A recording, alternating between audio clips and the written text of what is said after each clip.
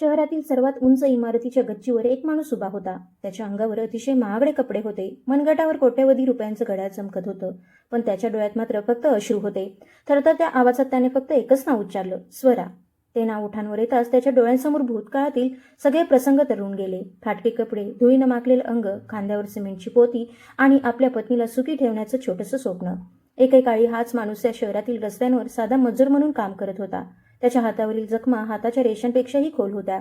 लोक त्याच्याकडे पाहून पुढे निघून जायचे, पण त्याचा एकच विश्वास होता, कष्ट कधीच वाया जात नाही. मग असं काय घडलं की आज त्याच्याकडे सर्व काही असूनही त्याच्या डोळ्यात अश्रू दाटले आहेत? चला मित्रांनो, ऐकूया आज शेखरची कहाणी. कडक उन्हाळा होता. डोक्यावर तळपणारा सूर्य अक्षरशः आग ओकत होता. आजूबाजूच्या उंच इमारतींवरून परावर्तित होणारं तीव्र ऊन शेखरच्या डोळ्यात झुंबत होतं. त्याचं संपूर्ण शरीर घामानं भिजलं होतं. कपाळावरून आणि केसातून घामाचे थेंब सतत ओघळत होते. तो प्रचंड थकला होता, तरीही पाठीवर सिमेंटची जड पोती घेऊन तो अविरत चालत होता.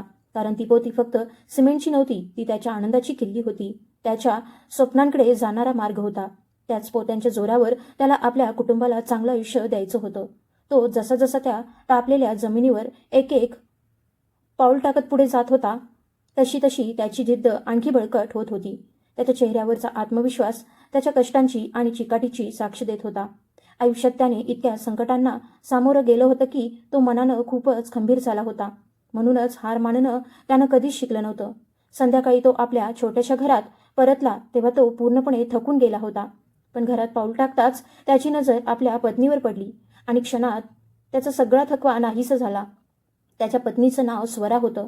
ती फक्त त्याची पत्नी नव्हती, तर त्याचं संपूर्ण जग होती.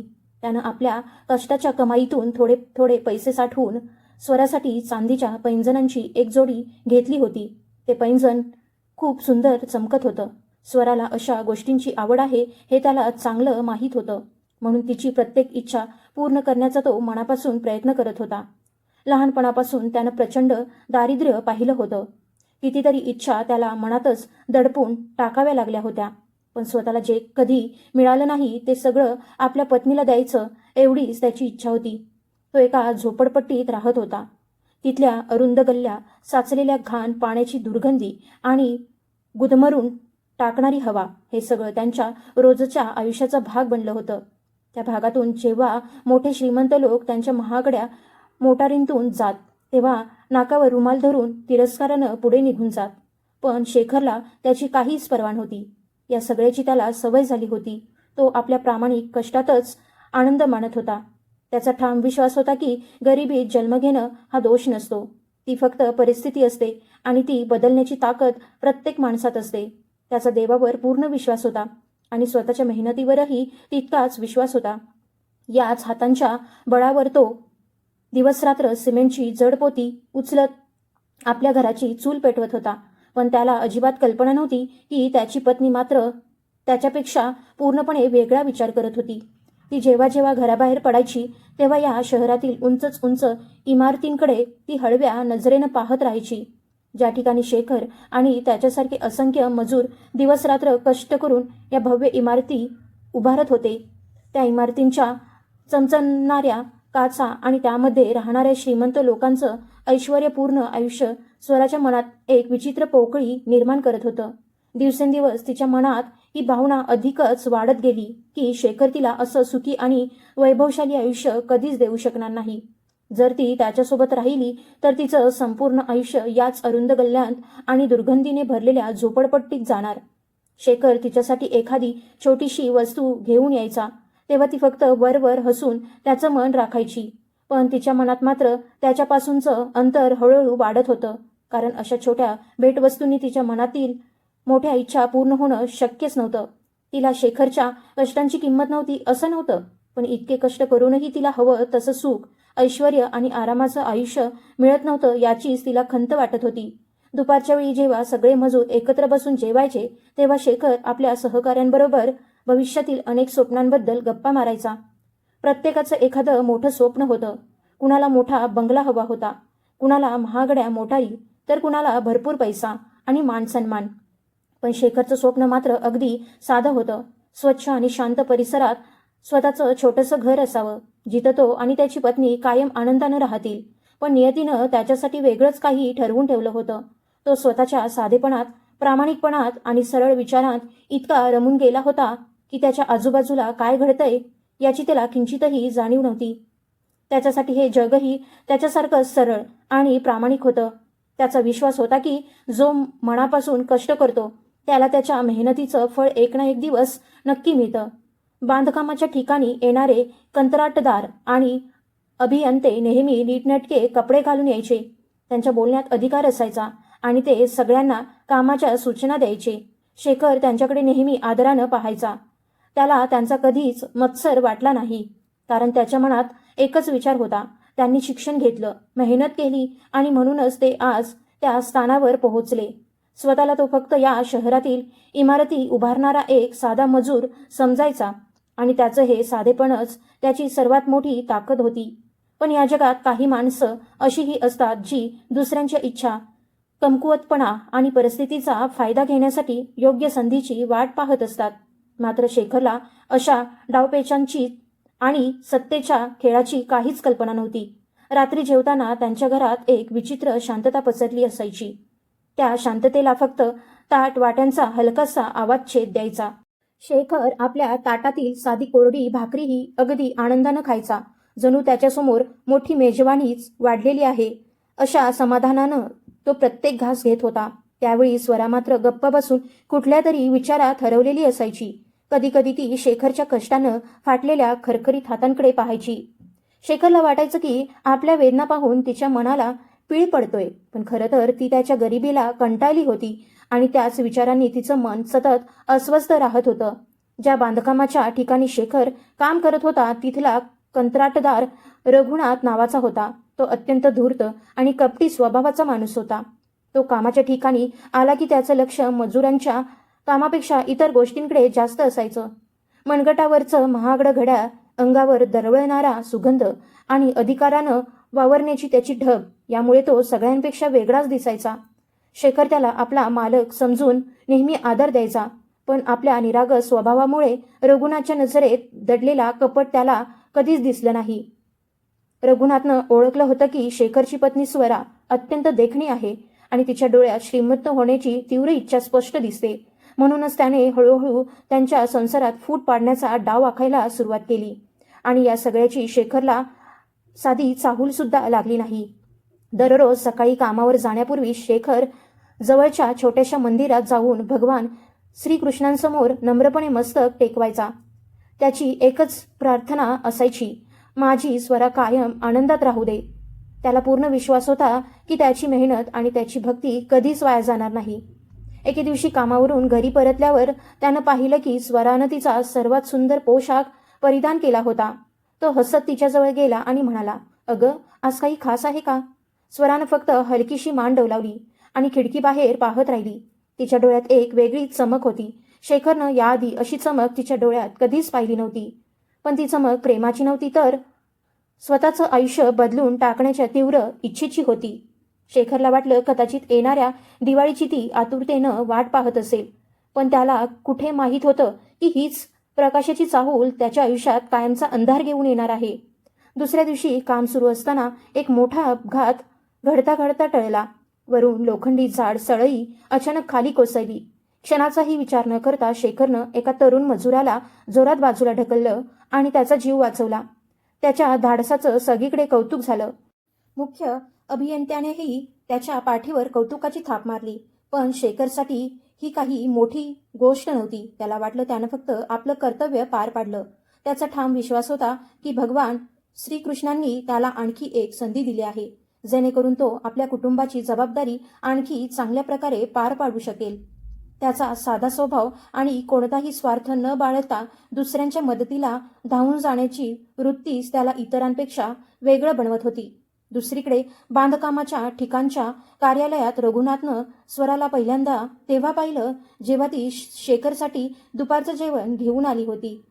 स्वराचं सौंदर्य पाहताच त्याच्या मनात वाईट विचारांनी घर केलं. त्याच क्षणी त्यानं ठरवलं की कोणतीही किंमत मोजावी लागली तरी तिला आपल्या जाळ्यात ओढायचंच. त्यानं हळूहळू लहान लहान डावपेच आखायला सुरुवात केली. श्रीमंत लोकांचं ऐश्वर्यपूर्ण आयुष्य, महागड्या वस्तू आणि सुखसोयींची स्वप्न तो स्वराला दाखवू लागला. स्वरा स्वतःच्या मनाशी सतत झुंज देत होती. एका बाजूला तिचा नवरा शेखर होता, जो तिच्यासाठी दिवसरात्र जीव तोडून कष्ट करत होता, तर दुसऱ्या बाजूला रघुनाथ होता, जो तिनं आयुष्यभर पाहिलेली प्रत्येक इच्छा पूर्ण करण्याची गोड आश्वासनं देत होता. तिच्या मनात सुरू असलेलं सगळं चुकीचं आहे याची तिला जाणीव होती, पण गरिबीनं तिचा निर्धार कमकुवत केला होता.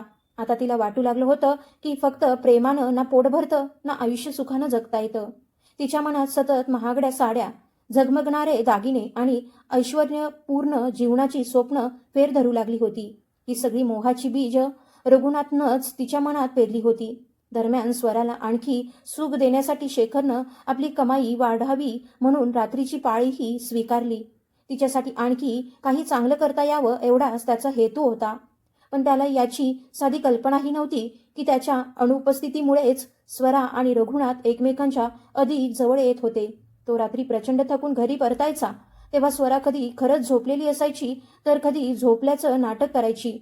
शेखरला वाटायचं आपण अथक कष्ट करून आपल्या उद्याचं आयुष्य अधिक चांगलं घडवत आहोत, पण त्याला हे दिसत नव्हतं की ज्या घरट्याला त्यानं प्रेमानं उभं केलं होतं त्याचाच पाया आतून हळूहळू कमकुवत होत चालला होता. दिवाळी जवळ आली होती. संपूर्ण शहर प्रकाशानं आणि उत्साहानं उजळून निघालं होतं. बाजारात मातीचे दिवे, रंगबिरंगी रोषणाई आणि सणाची लगबग सर्वत्र दिसत होती. शेखरनं मनोमन ठरवलं होतं की यंदाच्या दिवाळी तो स्वरासाठी एक सुंदर रेशमी साडी घेणार. त्यासाठी त्यानं मोठ्या कष्टानं एक एक पैसा साठवला होता. त्याच्यासाठी ती रक्कम एखाद्या मोठ्या खजिन्यापेक्षा कमी नव्हती. तो रोज त्या साडीच्या दुकानासमोरून जाताना थांबायचा आणि मनात विचार करायचा, ही साडी स्वरा नेसली की किती खुलून दिसेल, किती आनंदी होईल. त्याला पूर्ण खात्री होती की ही दिवाळी त्यांच्या आयुष्यात नव्या आनंदाची, नव्या आशेची आणि नव्या सुरुवातीची चाहूल घेऊन येईल.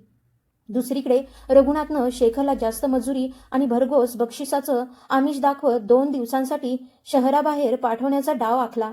अतिशय चालाकपणे तो म्हणाला, तू जर 2 दिवस दूरच्या बांधकामावर जाऊन काम केलंस तर तुला चांगलं बक्षीस मिळेल. पैशांची गरज असल्यामुळे शेखरनं क्षणाचाही विचार न करता होकार दिला. त्याचा स्वरावर पूर्ण विश्वास होता, त्यामुळे 2 दिवसांचा दुरावा त्याला काहीच मोठा वाटला नाही. रघुनाथ मात्र मनोमन हसत होता, कारण शेखरचं हेच निरागसपण आता त्याची सर्वात मोठी कमकुवत बाजू ठरणार आहे याची त्याला खात्री होती. निघण्यापूर्वी शेखरनं प्रेमानं स्वराला मिठी मारली आणि म्हणाला, माझी काळजी करू नकोस, स्वतःची नीट काळजी घे, मी लवकरच परत येईन. हे ऐकून स्वराला त्याच्या डोळ्यात डोळे घालून पाहवतही नव्हतं. तिचा चेहरा पूर्ण उतरला होता.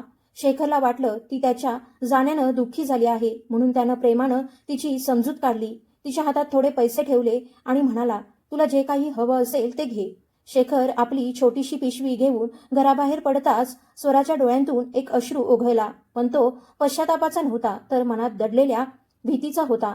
कारण ती कोणत्या मार्गावर पाऊल टाकणार आहे याची तिला पूर्ण जाणीव होती. दूरच्या बांधकामावरचं काम शेखरसाठी अजिबात सोपं नव्हतं. तिथं राहण्याची व्यवस्थित सोय नव्हती, जेवणाचीही गैरसोय होती. तरीही त्यानं एकदाही तक्रार केली नाही. तो नेहमीप्रमाणे मन लावून आणि प्रामाणिकपणे काम करत राहिला. त्याच्या मनात सतत स्वरासाठी घेतलेल्या त्या सुंदर रेशमी साडीचाच विचार सुरू होता. प्रत्येक क्षणी त्याला स्वराची आठवण यायची आणि भगवान श्रीकृष्णांनी तिचं रक्षण करावं अशी तो मनोमन प्रार्थना करायचा. त्याच्यासोबत काम करणारे इतर मजूर त्याची मेहनत पाहून थक्क व्हायचे. प्रेम माणसाला किती अफाट ताकद देतं याची त्यांना कल्पनाही नव्हती. इकडे रघुनाथ आपल्या महागड्या मोटारीतून स्वराच्या घराजवळ आला आणि तिला आपल्या ऐश्वर्यपूर्ण जगाची झलक दाखवू लागला. त्यानं तिला अशी एक साडी दाखवली जिची किंमत शेखरला कदाचित आयुष्यभर कष्ट करूनही परवडली नसती. त्या झगमगाटानं आणि वैभवानं स्वरा पूर्णपणे भुरळून गेली.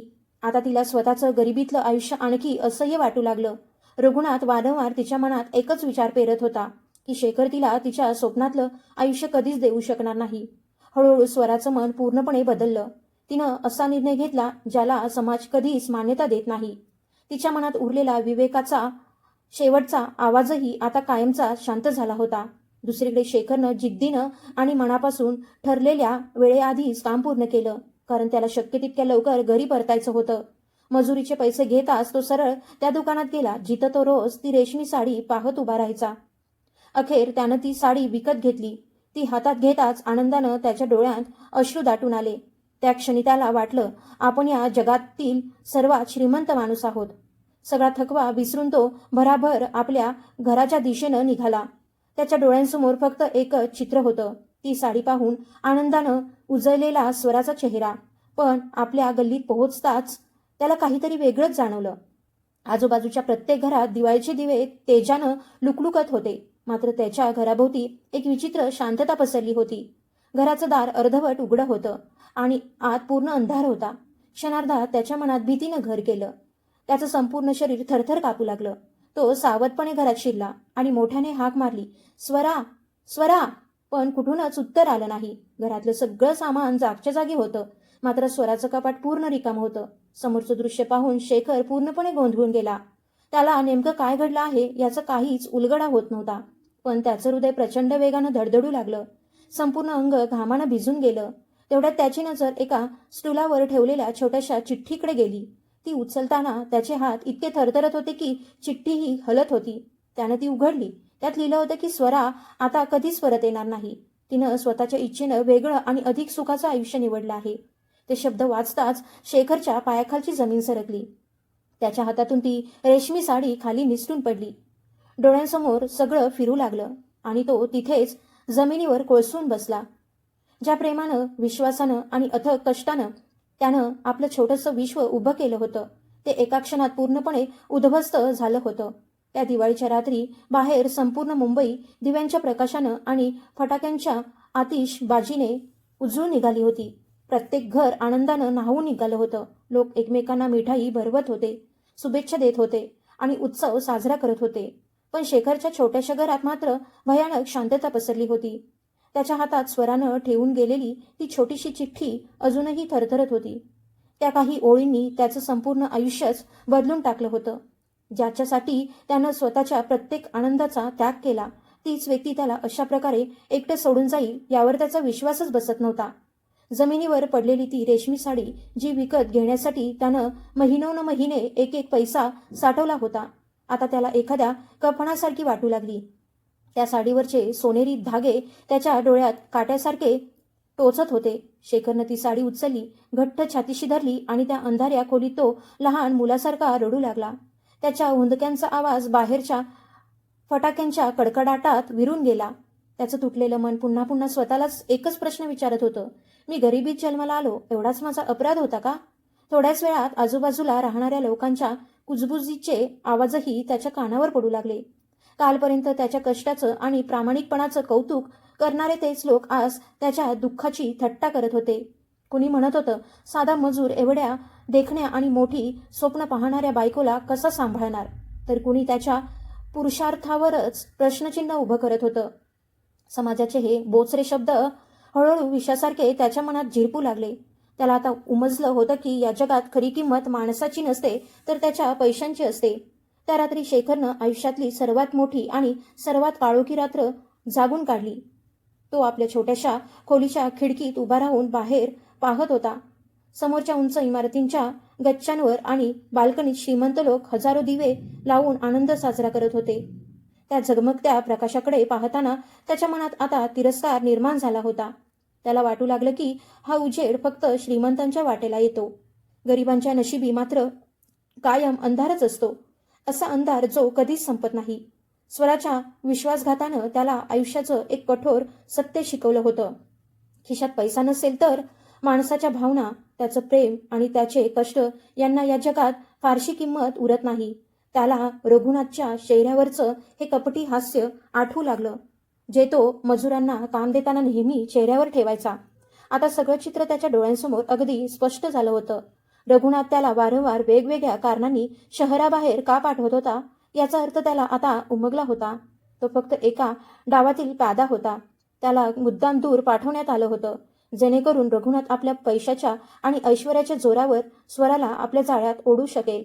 रघुनाथकडे ते सगळं होतं जे शेखरकडे कधीच नव्हतं. अफाट संपत्ती, मानसन्मान आणि प्रत्येक प्रकारची सुखसोय. शेखरला आता स्वतःच्या साधेपणाचा आणि प्रत्येकावर डोळे झाकून विश्वास ठेवण्याच्या स्वभावाचा प्रचंड पश्चाताप होत होता. त्याची भूक हरवली होती, तहानही लागत नव्हती. त्याच्या पोटात उठणारी वेदना अन्नाच्या कमतरतेमुळे नव्हती, तर तुटलेल्या मनातून उसळणाऱ्या असह्य दुःखामुळे होती. त्या वेदनेनं त्याला आतून पूर्णपणे रिकामं करून टाकलं होतं. त्याची नजर भिंतीवर लावलेल्या भगवान श्रीकृष्णांच्या छोट्याशा चित्राकडे गेली. लग्नाच्या पहिल्याच दिवशी त्यानं आणि स्वरानं ते चित्र मोठ्या श्रद्धेनं भिंतीवर लावलं होतं. त्या चित्राकडे पाहत त्यानं मनोमन भगवानांना विचारलं, माझ्या चांगल्या कर्माचं फळ हेच आहे का? प्रामाणिकपणाचा शेवट नेहमी इतका वेदनादायी आणि अपमानाने भरलेला असतो का? पण त्याच्या या प्रश्नांचं उत्तर देण्यासाठी कुणीच नव्हतं. खोलीच्या एका कोपऱ्यात पडलेल्या स्वराच्या जुन्या चपला आणि तिचा तुटलेला आरसा त्याला भूतकाळात घेऊन गेले. ते दिवस आठवू लागले जेव्हा दोघंही प्रचंड गरिबीत असूनही छोट्या छोट्या आनंदात स्वतःचं सुख शोधायचे. पण आता ते सगळं एखाद्या भयानक स्वप्नासारखं वाटत होतं. क्षणभर शेखरच्या मनात विचार आला की कदाचित स्वरानं जे केलं ते चुकीचं नव्हतं, कारण तिला जसं सुख, ऐश्वर्य आणि आरामाचं आयुष्य हवं होतं तसं आयुष्य तो तिला कधीच देऊ शकला नसता. पण पुढच्या क्षणी त्याच्या मनात इतका संताप उसळला की त्याचे डोळे रागाने लाल झाले. त्याचं आयुष्य आता अशा वळणावर येऊन ठेपलं होतं जिथून मागे फिरणं अशक्य होतं. त्याच्यातला साधा, सरळ आणि निरागस मजूर आता कायमचा हरवला होता. त्याच्या जागी एक तुटलेला पण जिद्दीनं आणि संतापानं पेटलेला माणूस उभा होता. त्याला वाटू लागलं की प्रेम, त्याग आणि समर्पण यांसारख्या गोष्टी फक्त गोष्टींमध्ये शोभून दिसतात. प्रत्यक्ष आयुष्य मात्र खूप कठोर आणि निर्दयी असतं. त्याच क्षणी त्यानं ठरवलं की आता तो पुन्हा कधीच अश्रू ढाळणार नाही. रडणं आता त्याला कमकुवतपणाचं लक्षण वाटू लागलं होतं. आता त्याची सगळी ताकद एका नव्या दिशेनं वापरायची होती. मध्यरात्र उलटून गेल्यावर फटाक्यांचा आवाज थोडा कमी झाला. शेखर शांतपणे आपल्या छोट्याशा घरातून बाहेर पडला. थंड वारा त्याच्या चेहऱ्यावर येऊन आदळत होता, पण त्याला ना थंडी जाणवत होती ना दुसऱ्या कुठल्याही गोष्टीची जाणीव होत होती. त्यानं एकदा मागे वळून त्या अरुंद गल्लीकडे पाहिलं, जिथं त्याने आयुष्यातले सर्वात आनंदाचे आणि सर्वात वेदनादायी क्षण अनुभवले होते. म्हणून त्यानं शपथ घेतली की या गरिबीच्या आणि अपमानाच्या आयुष्यात तो पुन्हा कधीच परतणार नाही. परतलाच तर जिंकूनच परतेल. रस्त्यात त्याला एक वृद्ध मद्यपी गटाराच्या कडेला पडलेला दिसला. तो स्वतःच्या नशिबाला दोष देत काहीतरी पुटपुटत होता. शेखर काही क्षण त्याच्याकडे शांतपणे पाहत राहिला. त्याच्या मनात विचार आला, आज मी स्वतःला सावरलं नाही तर उद्या माझी अवस्था याच माणसासारखी होईल. हे मोठं शहर कमकुवत माणसांना निर्दयीपणे चिरडून टाकतं आणि फक्त खंबीर माणसांनाच मानानं जगू देतं. त्यानं आपल्या मुठी घट्ट आवळल्या आणि भराभर पावलं टाकत रेल्वे स्थानकाच्या दिशेनं चालू लागला. त्याला स्वतःलाही माहीत नव्हतं की कुठं जायचं आहे, पण एक गोष्ट मात्र निश्चित होती, इथून निघून जाणं अत्यंत गरजेचं होतं. रस्ते जवळजवळ ओस पडले होते, पण त्याच्या मनात विचारांचं प्रचंड वादळ उसळलं होतं. रघुनाथनं वेळोवेळी केलेला प्रत्येक अपमान त्याला स्पष्ट आठवत होता. त्या प्रत्येक अपमानाचा हिशेब चुकता करणं हाच आता त्याच्या आयुष्याचा एकमेव उद्देश बनला होता. त्याला जाणवलं की स्वरानं त्याला सोडून जाणं हा फक्त त्याचा वैयक्तिक आघात नव्हता, ती तर जणू संपूर्ण जगानं त्याच्यासमोर उभी केलेली एक कसोटी होती. आणि ती कसोटी स्वीकारण्यासाठी तो आता पूर्णपणे तयार झाला होता. त्यासाठी कितीही मोठी किंमत मोजावी लागली तरी तो मागे हटणार नव्हता. रेल्वे स्थानकाच्या अस्वच्छ फलाटावर बसून तो येणाऱ्या पहिल्या रेल्वेची वाट पाहू लागला. साडी घेतल्यानंतर त्याच्या खिशात फारच थोडे पैसे उरले होते, पण त्याचा निर्धार आता पूर्वीपेक्षा कितीतरी अधिक मजबूत झाला होता. त्यानं काळ्याभोर आकाशाकडे पाहिलं, भगवान श्रीकृष्णांचं स्मरण केलं आणि स्वतःशीच म्हणाला, आजपासून माझ्या आयुष्याची नवी सुरुवात होत आहे. आज मी माझ्यातल्या भित्र्या, असहाय्य आणि हतबल शेखरला कायमचं इथंच मागे सोडून चाललो आहे. त्या क्षणापासून त्याच्या डोळ्यात पूर्वीसारखा निरागसपणा उरला नव्हता. आता त्याच्या डोळ्यात फक्त एक अढळ निर्धार दिसत होता.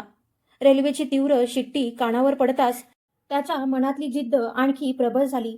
त्याच्या मनात विचार आला, स्वरा आता कदाचित रघुनाथच्या संपत्तीत आणि ऐश्वर्यात पूर्णपणे रमली असेल. कदाचित तिला आता माझी आठवणही येत नसेल. हा विचार मनात येताच त्याच्या छातीत अशी आग धगधगू लागली की तिचं वर्णन करणं अशक्य होतं. प्रेम खरंच इतकं स्वस्त असतं का की थोड्या पैशासाठी आणि महागड्या वस्तूंसाठी ते सहज संपून जातं? हा प्रश्न त्याच्या मनात पुन्हा पुन्हा घुमत राहिला. रेल्वे हळूहळू स्थानक सोडू लागली. तसं शेखरनं खिडकीतून बाहेर पाहिलं. शहरातील उंच उंच झगमगणाऱ्या इमारती हळूहळू मागे सरकत होत्या. त्याला वाटलं जणू आपल्या आयुष्यातला सर्वात मोठा पराभव मागे टाकून तो नव्या वाटेवर निघाला आहे. त्याला ठाऊक होतं की खरी लढाई तर आता सुरू होणार आहे. पुढचा मार्ग अजिबात सोपा नव्हता, पण यावेळी त्याचा स्वतःच्या कष्टांवर आणि स्वतःच्या गुणवत्तेवर पूर्ण विश्वास होता. त्यानं आयुष्यभर राबून काम केलं होतं, मात्र त्या कष्टांचं फळ नेहमी दुसरेच घेत राहिले. आता मात्र त्याला स्वतःसाठी जिंकायचं होतं. तो एकामागून एक त्या प्रत्येक माणसाचा विचार करत होता, ज्यांनी कधी त्याला साथ दिली होती आणि ज्यांनी त्याचा विश्वासघात केला होता. त्याला आता समजलं होतं की वेळ आणि परिस्थिती बदलली की माणसाचं वागणंही किती सहज बदलतं. म्हणूनच त्यानं स्वतःशी ठाम वचन दिलं की यापुढे तो कधीही कुणावर डोळे झाकून विश्वास ठेवणार नाही. त्याची सर्वात मोठी लढाई त्याला एकट्यानंच लढायची होती. तो आपल्या भूतकाळातील प्रत्येक नात्याच्या ओझ्यातून स्वतःला मुक्त करणार होता. आता त्याचा खरा सोबती फक्त त्याचा आत्मविश्वास होता. पुढचे काही तास रेल्वे त्याला अशा एका अनोळखी ठिकाणी घेऊन चालली होती, जिथून कदाचित त्याच्या नव्या आयुष्याची सुरुवात होणार होती. त्यानं आपल्या खिशात उरलेल्या त्या मोजक्या नाण्यांना पुन्हा पुन्हा हात लावून पाहिलं. तीच त्याची शेवटची शिल्लक संपत्ती होती. त्यानं मनोमन ठरवलं, याच मोजक्या नाण्यांच्या जोरावर एक दिवस मी इतकं मोठं साम्राज्य उभा करीन की जग आश्चर्यानं पाहत राहील. त्या क्षणी शेखरची अवस्था पाहिली असती तर कुणालाही त्याचं हे स्वप्न वेडेपणाचं वाटलं असतं. पण शेखरसाठी तेच त्याचं नवीन सत्य होतं. त्याच्या मनात पेटलेल्या जिद्दीच्या अग्नीनं भूक, तहान आणि थकवा सगळंच नाहीसं केलं होतं. पहाटेची पहिली सोनेरी किरणं खिडकीतून आत आली आणि शेखरचा चेहरा उजळून निघाला. त्याच्या चेहऱ्यावर आता एक वेगळीच तेजस्वी झळाळी होती. ती त्याच्या मनात निर्माण झालेल्या नव्या सामर्थ्याची साक्ष देत होती. त्यानं डोळे मिटले, एक दीर्घ श्वास घेतला आणि स्वतःला सावरलं. त्यानं आपली जुनी असहाय्यता, भीती आणि कमकुवतपणा कायमचा मागे सोडला होता. आता तो या कठोर जगाला पूर्ण ताकदीनिशी सामोरं जाण्यासाठी तयार झाला होता. त्याचा कर्मावर अजूनही तितकाच विश्वास होता. प्रत्येक कर्माचा हिशेब एक दिवस नक्कीच चुकता होतो याची त्याला खात्री होती. रेल्वेच्या आवाजात त्यानं पुन्हा एकदा स्वराचा गोड आवाज ऐकण्याचा प्रयत्न केला, पण त्याच्या कानावर फक्त शांतता आली. स्वराच्या आठवणी आता त्याच्यासाठी फक्त एक कटू धडा बनून राहिल्या होत्या. त्यानं स्वतःशी ठाम निर्धार केला की तो इतका यशस्वी होईल की एक दिवस स्वराला स्वतःच्या आयुष्यातील सर्वात मोठ्या चुकीची जाणीव होईल. त्याला रघुनाथचा तो गर्वही चिरडून टाकायचा होता, ज्यामुळे त्याचं छोटंसं सुखी घर उद्ध्वस्त झालं होतं. ही लढाई फक्त पैशांसाठी नव्हती, ती त्याच्या स्वाभिमानासाठी, त्याच्या अस्तित्वासाठी आणि त्याच्या सन्मानासाठी होती. प्रवासादरम्यान त्याच्या शेजारी बसलेल्या एका वृद्ध गृहस्थानं हळू आवाजात विचारलं, बाळा, एवढ्या पहाटे कुठं निघालास? शेखरनं शांतपणे उत्तर दिलं, माझं झोपलेलं नशीब जागं करायला निघालो आहे. त्या वृद्धानं त्याच्या डोळ्यात दडलेलं दुःख आणि त्यामागची जिद्द ओळखली. त्यानंतर तो काहीच बोलला नाही, कारण त्याला समजलं होतं की हा तरुण एखाद्या साध्या प्रवासाला निघालेला नाही, तर स्वतःचं संपूर्ण आयुष्य बदलण्यासाठी एका नव्या प्रवासाची सुरुवात करत आहे. शेखरला जाणवलं की या जगात अजूनही काही माणसं अशी असतात जी एक शब्दही न बोलता समोरच्याच्या मनातलं सगळं ओळखतात. त्याला आता असं वाटत होतं की तो खऱ्या अर्थानं मुक्त झाला आहे, कारण त्याच्याकडे गमावण्यासारखं काहीच उरलं नव्हतं. माणसाकडे गमावण्यासारखं काही उरत नाही तेव्हा तो आयुष्यातली कितीही मोठी जोखीम स्वीकारायला तयार होतो. शेखरही आता त्याच टप्प्यावर येऊन पोहोचला होता, जिथून त्याच्या शून्यातून शिखराकडे जाणाऱ्या प्रवासाची खरी सुरुवात होणार होती. त्याच्या भूतकाळ आणि धुळीने माखलेल्या जुन्या रस्त्यासारखा मागे पडला होता. त्याला उमगलं होतं की आयुष्यातलं दुःख माणसाला एकतर पूर्णपणे मोडून टाकतं किंवा त्याला दगडापेक्षाही अधिक खंबीर बनवतं. शेखर आता तसाच खंबीर झाला होता. त्याला सहजपणे कोणीही मोडू शकणार नव्हतं. त्यानं आपल्या आयुष्याची सूत्र स्वतःच्या हातात घेतली होती आणि आता प्रत्येक संकटाला सामोरं जाण्याची त्याची पूर्ण तयारी झाली होती. शहराच्या गजबजाटापासून दूर एका जुन्या मोडगळीस आलेल्या मंदिराच्या पायऱ्यांवर शेखर एकटाच बसला होता. वातावरणात धूप आणि उदबत्तीचा मंद सुगंध दरवळत होता. त्या सुगंधामुळे त्याच्या अस्वस्थ मनाला थोडासा दिलासा मिळत होता. त्यानं समोरच्या भगवान श्रीकृष्णांच्या विशाल मूर्तीकडे पाहिलं. त्या शांत डोळ्यात एक विलक्षण स्थैर्य होतं. मग त्यानं स्वतःच्या हातांकडे पाहिलं. अनेक वर्षाच्या कष्टांनी त्या हातांवर खोल व्रण उमटले होते. त्याच क्षणी त्यानं मनाशी ठरवलं की यापुढे तो कधीच आपल्या नशिबाला दोष देणार नाही. ज्या हातांनी आजवर दुसऱ्यांसाठी महाल उभे केले, त्याच हातांनी आता स्वतःचं भविष्य घडवायचं. मंदिरातील घंटांचा निनाद त्याला एखाद्या युद्धाच्या प्रारंभाची घोषणा वाटत होती. त्याला जाणवले की त्याची गरिबी ही त्याची कमकुवत बाजू नसून तीच त्याची सर्वात मोठी ताकद बनू शकते. ज्या समाजानं त्याला केवळ एक साधा मजूर समजून नाकारलं होतं, त्याच समाजाला आता तो स्वतःची खरी किंमत दाखवणार होता. त्याने भगवान श्रीकृष्णांच्या चरणांना स्पर्श करून ते हात आपल्या कपाळाला लावले. त्या क्षणी त्याच्या नव्या आयुष्याची खरी सुरुवात झाली. त्यानं आपल्या पिशवीतून जुना फाटका शर्ट बाहेर काढला आणि दूर फेकून दिला, कारण तो त्याच्या जुन्या ओळखीचं प्रतीक होता. आता त्याच्याकडे गमावण्यासारखं काहीच उरलं नव्हतं आणि मिळवण्यासाठी संपूर्ण जग त्याच्यासमोर उभं होतं. त्यानं मंदिरातील पुजाऱ्यांचा आशीर्वाद घेतला आणि यावेळी तो जड पावलांनी नव्हे तर आत्मविश्वासानं भरलेल्या पावलांनी मंदिराबाहेर पडला. त्याच्या डोळ्यात आता एकाच वेळी शांतताही होती आणि ज्वालासारखी प्रखर जिद्दही होती. शहराच्या दुसऱ्या टोकाला एका नव्या इमारतीचं बांधकाम सुरू होतं. सगळीकडे प्रचंड गोंधळ, धावपळ आणि कामाचा गडबडाटाट सुरू होता. शेखर तिथे पोहोचला आणि काही वेळ शांतपणे सगळं काम न्याहाळत उभा राहिला.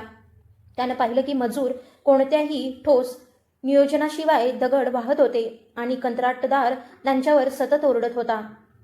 शेखरनं एका नजरेत संपूर्ण अडचण ओळखली आणि ती कशी दूर करता येईल हेही त्याच्या लक्षात आलं. अनेक वर्षांच्या अनुभवामुळे त्याला अशी दृष्टी मिळाली होती जी कोणत्याही पुस्तकातून मिळू शकत नाही. त्यानं पुढे होत स्वतःला सिद्ध करण्याची एक छोटीशी संधी शोधायला सुरुवात केली. त्याच्या लक्षात आलं की पाया भरण्याचं काम चुकीच्या पद्धतीनं सुरू होतं, त्यामुळे पुढे संपूर्ण इमारतीचा तोल बिघडू शकत होता. त्यानं मनातली भीती बाजूला ठेवली आणि थेट मुख्य अभियंत्याकडे जाऊन योग्य पद्धत समजावून सांगू लागला. सुरुवातीला मुख्य अभियंत्यानं त्याला रागानं झिडकारलं, पण शेखरनं बांधकामाशी संबंधित प्रत्येक तांत्रिक भाग अगदी नेमकेपणानं समजावून सांगितली. तेव्हा मुख्य अभियंताही काही क्षण निरुत्तर झाला. त्यानंतर शेखरनं स्वतः कुदळ हातात घेतली आणि योग्य उतार ठेवत माती खोदायला सुरुवात केली. त्याची कामं करण्याची पद्धत, वेग आणि अचूकता पाहून इतर सगळे मजूर थक्क झाले. ते आपापलं काम थांबवून शांतपणे त्याच्याकडे पाहू लागले.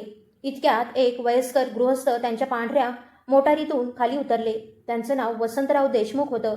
ते काही अंतरावर शांतपणे उभे राहिले आणि शेखरचं काम अतिशय बारकाईनं पाहू लागले. ते त्या बांधकाम संस्थेचे मालक होते.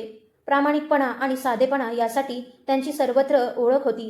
त्यांच्या लक्षात आलं की हा साधासुद्धा दिसणारा तरुण फक्त कष्ट करत नाही, तर त्याच्या प्रत्येक कामात विलक्षण अचूकता आणि कौशल्य आहे. वसंतराव देशमुख यांना नेहमी अशीच माणसं हवी असायची, जी कामाला केवळ उदरनिर्वाहाचं साधन न समजता त्यालाच आपली उपासना मानतात. त्यांनी आपल्या सहाय्यकाला शेखरबद्दल माहिती काढायला सांगितलं. थोड्या वेळानं शेखर काम थांबवून पाणी पिण्यासाठी बसला. तेव्हा वसंतराव देशमुख स्वतः त्याच्याजवळ आले आणि प्रेमानं त्याचं नाव विचारलं. शेखरनं नम्रपणे स्वतःची ओळख करून दिली, पण त्याच्या डोळ्यात एक वेगळाच स्वाभिमान दिसत होता. तो एखाद्या हतबल माणसाचा नव्हता, तर संकटांवर मात करण्याची ताकद असलेल्या माणसाचा होता. वसंतराव देशमुख यांनी त्याला विचारलं, हे सगळं तू कुठं शिकलास? शेखर शांतपणे हसला आणि म्हणाला, अनुभव हाच माझा सर्वात मोठा गुरु आहे. त्याच्या या साध्या उत्तरात इतकी प्रामाणिकता आणि खोली होती की त्या ज्येष्ठ उद्योजकांच्या मनाला ती थेट भिडली. त्यांना त्याच क्षणी जाणवलं की या तरुणात काहीतरी विलक्षण गोष्ट आहे. त्यांनी शेखरला आपल्या कार्यालयात येण्याचं आमंत्रण दिलं आणि सांगितलं की त्याला आपल्या संस्थेत मोठी जबाबदारी द्यायची आहे. शेखरसाठी हा क्षण आयुष्य बदलून टाकणारा होता. तरीही त्यानं क्षणाचाही मोह न बाळगता सरळ होकार दिला नाही. तो शांतपणे म्हणाला, मला कुणाच्या उपकारावर पुढं जायचं नाही. माझ्या मेहनतीच्या आणि गुणवत्तेच्या बळावरच मला यश मिळवायचं आहे. शेखरचं हे उत्तर ऐकून वसंतराव देशमुख समाधानानं हसले. ते म्हणाले, तुला तुझ्या पात्रतेनुसार जे मिळायला हवं ते नक्कीच मिळेल. त्या दिवसापासून शेखरच्या आयुष्याला खरोखरं नवं वळण मिळालं. दुसऱ्याच दिवसापासून त्यानं वसंतराव देशमुख यांच्या मार्गदर्शनाखाली काम सुरू केलं. त्याच्यावर बांधकाम स्थळावरील पर्यवेक्षकाची जबाबदारी सोपवण्यात आली. त्यानं ती जबाबदारी मनापासून स्वीकारली. तो मजुरांसोबत खांद्याला खांदा लावून काम करायचा आणि कामाचा दर्जा पूर्वीपेक्षा कितीतरी अधिक उंचवायचा. दररोज सकाळी सर्वात आधी तोच कामाच्या ठिकाणी पोहोचायचा आणि रात्री सर्वात शेवटी तिथून निघायचा. या काळात त्यानं फक्त कामच शिकलं नाही, तर व्यवसायातील अगदी बारकावेही समजून घ्यायला सुरुवात केली. हळूहळू वसंतराव देशमुख त्याला स्वतःच्या मुलाप्रमाणे मानू लागले. त्यांनी बांधकाम व्यवसायातील प्रत्येक महत्त्वाची गोष्ट, प्रत्येक डावपेच आणि प्रत्येक अनुभव त्याच्यासोबत वाटून घ्यायला सुरुवात केली. काळ पुढे सरकत गेला आणि शेखरच्या मेहनतीची चर्चा संपूर्ण शहरभर होऊ लागली. मोठमोठे कंत्राटदार आणि बांधकाम व्यावसायिकही त्याचं नाव आदरानं घेऊ लागले. लोक म्हणायचे, शेखरच्या हातात जणू जादू आहे, तो कोणताही अडलेला प्रकल्प पुन्हा सुरळीत उभा करू शकतो. त्याच्या कष्टांमुळं त्याची आर्थिक परिस्थिती नक्कीच सुधारली होती, पण त्यानं कधीच आपला साधेपणा, नम्रपणा आणि संस्कार सोडले नाहीत. आजही प्रत्येक शनिवारी तो त्याच मंदिरात जात होता, जिथं त्यानं आयुष्य बदलून टाकणारी शपथ घेतली होती. त्याला ठाऊक होतं की त्याची खरी ताकद त्याच्या मनात सतत प्रज्वलित असलेल्या जिद्दीत आणि भगवान श्रीकृष्णांच्या कृपेत आहे.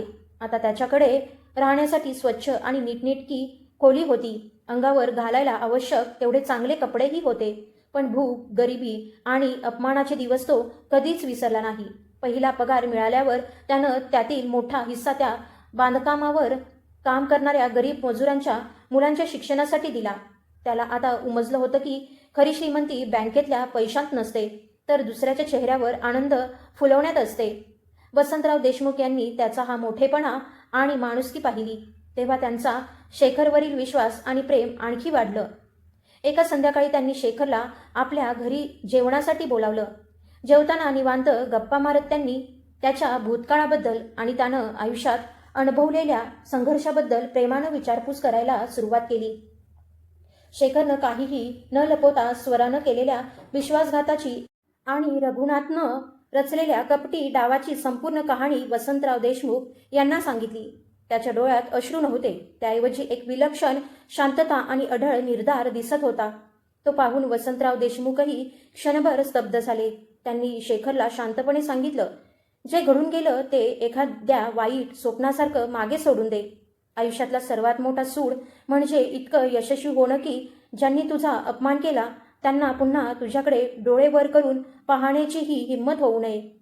शेखरनं त्यांच्या प्रत्येक शब्दाला मनापासून स्वीकारलं आणि त्यानंतर तो पूर्वीपेक्षाही अधिक जिद्दीनं कामाला लागला. काही दिवसातच त्यानं स्वतःची एक छोटी पण सक्षम कामाची फळी तयार करायला सुरुवात केली. त्या फळीत त्यानं फक्त मेहनती, प्रामाणिक आणि विश्वासू माणसांना स्थान दिलं. तो त्यांना फक्त काम शिकवत नव्हता, तर स्वाभिमानानं आणि माणुसकीनं जगण्याचाही धडा देत होता. हळूहळू त्याचं नाव आणि त्याचा प्रभाव दोन्ही वाढू लागले. वसंतराव देशमुख यांनी त्याच्यावर पूर्ण विश्वास ठेवत संस्थेतील काही महत्त्वाचे प्रकल्पही त्याच्याकडे सोपवले. शेखरसाठी ही फार मोठी परीक्षा होती आणि ती कोणत्याही परिस्थितीत यशस्वीपणे पूर्ण करायची असा त्यानं निर्धार केला. व्यवसायाच्या क्षेत्रात पाऊल टाकताच त्याला अनेक संकटांचा सामना करावा लागला. कुठं भ्रष्टाचार होता, तर कुठं राजकीय दबाव. अनेक जण त्याची प्रगती पाहून अस्वस्थ झाले. त्याच्या मार्गात अडथळे निर्माण करायचे प्रयत्न झाले. काहींनी तर त्याला पैशाचं आमिष दाखवून चुकीच्या मार्गावर नेण्याचाही प्रयत्न केला. पण शेखरनं कधीही आपल्या तत्वांशी तडजोड केली नाही. तो प्रामाणिकपणाच्या मार्गावर ठामपणे उभा राहिला, कारण त्याला ठाऊक होतं की प्रामाणिकपणाचा मार्ग जरी लांब असला तरी त्याचं यश कायम टिकणारं असतं. त्यानं कधीच वसंतराव देशमुख यांच्या नावाला किंवा स्वतःच्या कष्टानं मिळवलेल्या विश्वासाला तडा जाऊ दिला नाही. कामाबरोबरच शेखरनं आपल्या शिक्षणाकडेही लक्ष द्यायला सुरुवात केली. त्याला आता उमजलं होतं की मोठं व्हायचं असेल तर अनुभवाबरोबरच योग्य ज्ञानही तितकंच आवश्यक असतं. एका मोठ्या प्रकल्पाच्या बैठकीत त्याचा पुन्हा एकदा रघुनाथच्या संस्थेतील प्रतिनिधींशी सामना झाला. रघुनाथनं त्याला ओळखलंच नाही, कारण शेखर आता पूर्णपणे बदलला होता. तो फाटके कपडे घालणारा साधा मजूर राहिला नव्हता. आता तो आत्मविश्वासानं भरलेला, देखणा आणि यशस्वी तरुण उद्योजक बनला होता. शेखरनं अत्यंत आत्मविश्वासानं आपलं सादरीकरण केलं. त्याच्या तांत्रिक नियोजनानं आणि दूरदृष्टीमुळे उपस्थित प्रत्येकजण प्रभावित झाला. अखेर त्या प्रकल्पाचं कंत्राट शेखरच्या फळीला मिळालं. तो निकाल ऐकताच रघुनाथच्या चेहऱ्यावरचा धक्का आणि संताप स्पष्ट दिसत होता. शेखरनं मात्र मनातल्या मनात आपल्या या छोट्याशा विजयाचा शांतपणे आनंद साजरा केला. इतकं यश मिळवल्यानंतरही कधीकधी त्याचं मन स्वराच्या आठवणीत हरवून जायचं. तो स्वतःलाच प्रश्न विचारायचा, ती आज खरंच आनंदात असेल का, की तिच्याही आयुष्यात तसंच काही घडलं असेल जसं माझ्यासोबत घडलं. पण पुढच्या क्षणी तो स्वतःला सावरायचा आणि पुन्हा पूर्ण लक्ष कामात घालायचा. त्याला ही भावनिक कमकुवत बाजू कायमची जिंकायची होती, कारण आता तो फक्त स्वतःसाठी काम करत नव्हता, त्याच्या नेतृत्वाखाली शेकडो कुटुंबांचा उदरनिर्वाह सुरू होता. म्हणून त्यानं आपल्या भावना मनाच्या एका कोपऱ्यात कायमच्या दडपून ठेवल्या, जेणेकरून त्या त्याच्या प्रगतीच्या आड कधीच येऊ नयेत. दरम्यान वसंतराव देशमुख यांची प्रकृती हळूहळू खालावत गेली. त्यांनी ठरवलं की आता संस्थेची संपूर्ण दोरी शेखरच्या हातात सोपवण्याची योग्य वेळ आली आहे. त्यासाठी एक विशेष समारंभ आयोजित करण्यात आला. त्या समारंभात सर्वांच्या उपस्थितीत शेखरची संस्थेचा नवा मुख्य कार्यकारी अधिकारी म्हणून घोषणा करण्यात आली. तो क्षण त्याच्या आयुष्यातील सर्वात मोठ्या क्षणांपैकी एक होता. त्या दिवशी त्याच्या डोळ्यात खरंच आनंदाश्रू दाटून आले, कारण आयुष्य त्याला इतक्या उंचीवर घेऊन जाईल याची त्यानं कधीच कल्पना केली नव्हती. तो नम्रपणे वसंतराव देशमुख यांच्या चरणी वाकला, त्यांचे आशीर्वाद घेतले आणि ठाम आवाजात वचन दिलं, तुम्ही माझ्यावर ठेवलेला विश्वास मी आयुष्यभर जपेन, तो कधीच तुटू देणार नाही. हा केवळ बढतीचा क्षण नव्हता, तर शेखरच्या अनेक वर्षांच्या अथक मेहनतीचा, प्रामाणिकपणाचा आणि चिकाटीचा सर्वात मोठा सन्मान होता. संस्थेची धुरा हातात घेताच त्यानं अनेक महत्त्वाचे बदल घडवून आणले. बांधकाम क्षेत्रात आधुनिक तंत्रज्ञानाचा प्रभावी वापर सुरू केला. मजुरांसाठी विमा संरक्षण, आरोग्यसेवा आणि इतर आवश्यक सुविधा उपलब्ध करून दिल्या. त्यामुळे त्याचं काम अधिक सुरक्षित आणि दर्जेदार झालं. आजही तो प्रत्येक बांधकामाच्या ठिकाणी स्वतः जायचा आणि अगदी नव्यानं कामाला लागलेल्या मजुराशीही प्रेमानं संवाद साधायचा. त्यामुळे कामगार त्याला फक्त अधिकारी म्हणून नव्हे, तर आपल्या माणसासारखं मानू लागले. त्यांच्या अडचणी तो मनापासून समजून घ्यायचा आणि शक्य तितक्या लवकर त्यावर उपाय शोधायचा. काळ पुढे सरकत गेला आणि त्याचा व्यवसाय फक्त एका शहरापुरता मर्यादित राहिला नाही. अनेक राज्यांमध्ये त्याच्या संस्थेची कामं सुरू झाली. शेखरचं नाव मेहनत, प्रामाणिकपणा आणि गुणवत्तेचं प्रतीक बनलं. आता त्याला पूर्णपणे उमजलं होतं की त्याचं यश फक्त त्याच्या कष्टांमुळं मिळालेलं नव्हतं. आयुष्यानं दिलेल्या वेदना, अपमान आणि विश्वासघात यांनीही त्याला घडवलं होतं. स्वरा त्याला सोडून गेली नसती तर कदाचित तो आजही साधा मजूर म्हणूनच आयुष्य जगत राहिला असता. या जाणीवेनं त्याच्या मनातली कटुता हळूहळू नाहीशी झाली.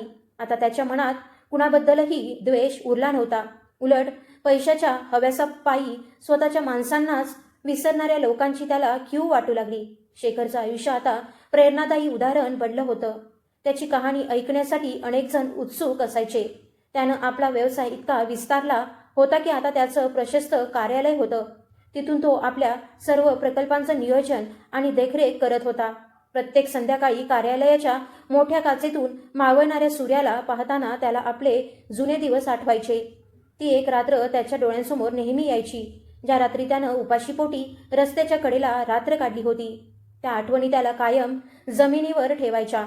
त्या त्याच्या मनात कधीही अहंकार निर्माण होऊ देत नव्हत्या. त्याच्यासाठी पैसा आता केवळ संपत्ती नव्हती, तो इतरांच्या आयुष्यात बदल घडवण्याचं आणि स्वतःची मोठी स्वप्न पूर्ण करण्याचं प्रभावी साधन बनला होता. याच काळात त्याला समजलं की रघुनाथची संस्था गंभीर कायदेशीर अडचणीत सापडली आहे आणि त्यांची आर्थिक परिस्थितीही दिवसेंदिवस खालावत चालली आहे. ही बातमी ऐकून शेखरच्या मनात ना आनंद निर्माण झाला ना सूडाची भावना. त्याच्या मनात फक्त एकच विचार आला, कर्माचा न्याय प्रत्येकाला एक दिवस मिळतो, त्यासाठी मला काहीच करण्याची गरज नाही. त्याने याबद्दल वसंतराव देशमुख यांच्याशी चर्चा केली.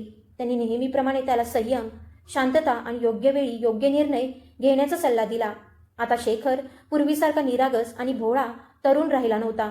तो काळाचे संकेत ओळखणारा, परिस्थितीचं अचूक मूल्यमापन करणारा आणि योग्य वेळी योग्य पाऊल उचलणारा दूरदृष्टीचा उद्योजक बनला होता. त्याची कहाणी गरिबी, संघर्ष आणि विश्वासघात अनुभवलेल्या हजारो लोकांसाठी आशेचा किरण ठरली. त्यानं आपल्या आयुष्यानं सिद्ध करून दाखवलं होतं की निर्धार भक्कम असेल, कष्ट प्रामाणिक असतील आणि माणूस सत्याच्या मार्गावर ठाम उभा राहिला तर नशीबही बदलतं. त्याच्या डोळ्यात आता कायम एक शांत समाधानाची झळाळी दिसायची. त्या झळाळीत त्याच्या संघर्षाचीही साक्ष होती आणि त्याच्या विजयाचीही. पण त्याचा प्रवास अजून पूर्ण झाला नव्हता. त्यानं ठरवलं होतं की वसंतराव देशमुख यांनी उभी केलेली परंपरा आणि मूल्य तो पूर्ण जबाबदारीनं पुढे नेणार. तरीही त्याच्या मनात एक वेगळीच अस्वस्थता होती. लोकांनी त्याला फक्त वसंतराव देशमुख यांचा उत्तराधिकारी म्हणून ओळखू नये तर स्वतःच्या कर्तृत्वानं आणि गुणवत्तेनं निर्माण केलेली स्वतंत्र ओळख मिळावी अशी त्याची मनापासून इच्छा होती. आजही त्यानं आपल्या जुन्या फाटलेल्या बोटांची जोडी एका पेटीत जपून ठेवली होती, कारण त्याला आपल्या संघर्षाची सुरुवात कधीच विसरायची नव्हती. त्याच्या टेबलावर मोठमोठ्या आराखड्यांचे कागद, प्रकल्पांची कागदपत्र आणि नव्या स्वप्नांचे नकाशे पसरलेले असायचे. अशातच शहराच्या मध्यभागी उभारल्या जाणाऱ्या एका विशाल शासकीय रुग्णालयासाठी मोठं टेंडर जाहीर झालं. शेखरला लगेच जाणवलं की स्वतःची खरी क्षमता संपूर्ण जगासमोर सिद्ध करण्याची हीच सर्वात मोठी संधी आहे. शेखरनं आपल्या संपूर्ण संघाला ठाम शब्दात सांगितलं, दिवसरात्र मेहनत करा आणि या प्रकल्पासाठी सर्वोत्कृष्ट तांत्रिक आराखडा तयार करा. तो स्वतः बांधकामाच्या जागी जाऊन मातीची तपासणी करायचा, जमिनीचा अभ्यास करायचा आणि इमारत अधिक मजबूत व सुरक्षित उभी राहावी यासाठी नवनवीन उपाय सुचवायचा. त्याला ठाऊक होतं की हा प्रकल्प मिळवण्यासाठी त्याला शहरातील जुन्या आणि बलाढ्य कंत्राटदारांशी स्पर्धा करावी लागणार होती. त्यांच्यात सर्वात मोठं नाव रघुनाथचं होतं. तोच रघुनाथ ज्याच्याकडे शेखर कधीकाळी मजूर म्हणून काम करत होता. रघुनाथची परिस्थिती पूर्वीसारखी भक्कम राहिली नव्हती, पण त्याच्याकडे अजूनही काही भ्रष्ट अधिकारी आणि त्याच्या जुन्या कपटी युक्त्या होत्याच. कोणत्याही परिस्थितीत शेखरला पराभूत करायचं आणि त्याला या क्षेत्रातून कायमचं दूर करायचं असा त्यानं निर्धार केला होता. रघुनाथनं शेखरच्या कामगारांना भडकवण्याचे प्रयत्न सुरू केले. बांधकामासाठी लागणारं साहित्य वेळेवर पोहोचू नये यासाठीही तो अडथळे निर्माण करू लागला. पण आता शेखर तो निरागस आणि असह्य मजूर राहिला नव्हता, ज्याला कुणीही सहज घाबरवू शकेल. त्यानं आपल्या कार्यालयाच्या भिंतींवर साधेपणा, प्रामाणिकपणा आणि कर्तव्यनिष्ठा यांची आठवण करून देणारे प्रेरणादायी संदेश लावले होते. ते संदेश त्याला प्रत्येक क्षणी आपल्या तत्वांची जाणीव करून द्यायचे. त्याला माहीत होतं की रघुनाथसारखी माणसं फक्त भीती आणि लोभाची भाषा समजतात. म्हणून त्यानं आपल्या भोवती अनुभवी वकील, कुशल अभियंते आणि ज्ञानी तज्ज्ञांची अशी भक्कम फळी उभी केली होती, जी प्रत्येक निर्णयात कायदेशीर आणि तांत्रिकदृष्ट्या पूर्णपणे सक्षम होती. जेव्हा जेव्हा त्याच्या मनात राग उसळायचा, तेव्हा त्याला ती जुनी बांधकामाची जागा आठवायची, जिथं त्याचा अपमान झाला होता. पण आता त्याचा राग उतावळेपणात व्यक्त होत नव्हता. तो शांतपणे आखलेल्या, विचारपूर्वक तयार केलेल्या योजनेत बदलला होता आणि तीच योजना त्याच्या विरोधकांवर भारी पडणार होती. टेंडर सादर करण्याच्या अंतिम तारखेच्या अवघ्या 2 दिवस आधी त्याच्या गोदामाला अचानक भीषण आग लागली. लाखो रुपयांचं साहित्य काही क्षणात जळून खाक झालं. पाहता क्षणीच हे रघुनाथचंच घाणेरडं कारस्थान असावं अशी सर्वांची खात्री झाली. पोलीस आणि अग्निशमन दल घटनास्थळी पोहोचण्यापर्यंत मोठं नुकसान झालं होतं. त्याच्या संपूर्ण संघाचं मनोधैर्य खचलं. वेळेत टेंडर सादर करणं आता अशक्य आहे असं सगळ्यांना वाटू लागलं. पण शेखर मात्र अजिबात घाबरला नाही. तो शांतपणे जळालेल्या अवशेषांकडे पाहत उभा राहिला. त्याच्या डोळ्यात निराशा नव्हती, तर पूर्वीपेक्षाही अधिक प्रखर निर्धार झळकत होता. त्याच रात्री त्यानं आपल्या सर्व सहकाऱ्यांना बोलावलं आणि नव्यानं संपूर्ण नियोजन सुरू केलं. आपल्या संपर्कांच्या मदतीनं त्यानं इतर राज्यातून तातडीनं नवीन साहित्य मागवलं. स्वतः रात्रभर जागून त्यानं टेंडरची सर्व कागदपत्र पुन्हा तयार केली. त्याच्या अथक मेहनतीनं आणि अढळ आत्मविश्वासानं संपूर्ण संघामध्ये पुन्हा नवचैतन्य निर्माण झालं. प्रत्येकानं मनाशी ठरवलं की या पराभवासारख्या वाटणाऱ्या प्रसंगालाच आपण विजयात बदलून दाखवायचं. दुसऱ्या दिवशी सकाळी तो टेंडर कार्यालयात पोहोचला. त्याच्या चेहऱ्यावर थकव्याचा लवलेशही नव्हता. उलट विजयाचा आत्मविश्वास स्पष्ट दिसत होता. त्याला तिथं पाहताच रघुनाथ अक्षरशः चकित झाला. टेंडर समितीसमोर शेखरनं आपलं सादरीकरण सुरू केलं. त्याची तांत्रिक समज, दूरदृष्टी आणि समाजाबद्दलची संवेदनशील विचारसरणी पाहून उपस्थित सर्व सदस्य प्रभावित झाले. त्यानं फक्त रुग्णालय उभारण्याची योजना मांडली नाही, तर गरीब रुग्णांना अधिक चांगल्या सुविधा कशा मिळतील याचाही सविस्तर आराखडा सादर केला. त्याच्या प्रत्येक शब्दात आयुष्यभर अनुभवलेल्या संघर्षाची खरी जाणीव आणि माणुसकीचा स्पर्श होता. दुसरीकडे रघुनाथचं सादरीकरण केवळ आकडे, खर्च आणि बाह्य दिखाऊपणापुरतंच मर्यादित होतं. त्यात माणुसकीची ऊब, समाजाबद्दलची जाणीव आणि संवेदनशीलता यांचा पूर्ण अभाव होता. समितीच्या प्रत्येक सदस्याला स्पष्टपणे जाणवलं की शेखरसाठी हा प्रकल्प केवळ व्यवसाय नव्हता, तर समाजाची सेवा करण्याची मोठी संधी होती. अखेर निकाल जाहीर करण्याची वेळ आली.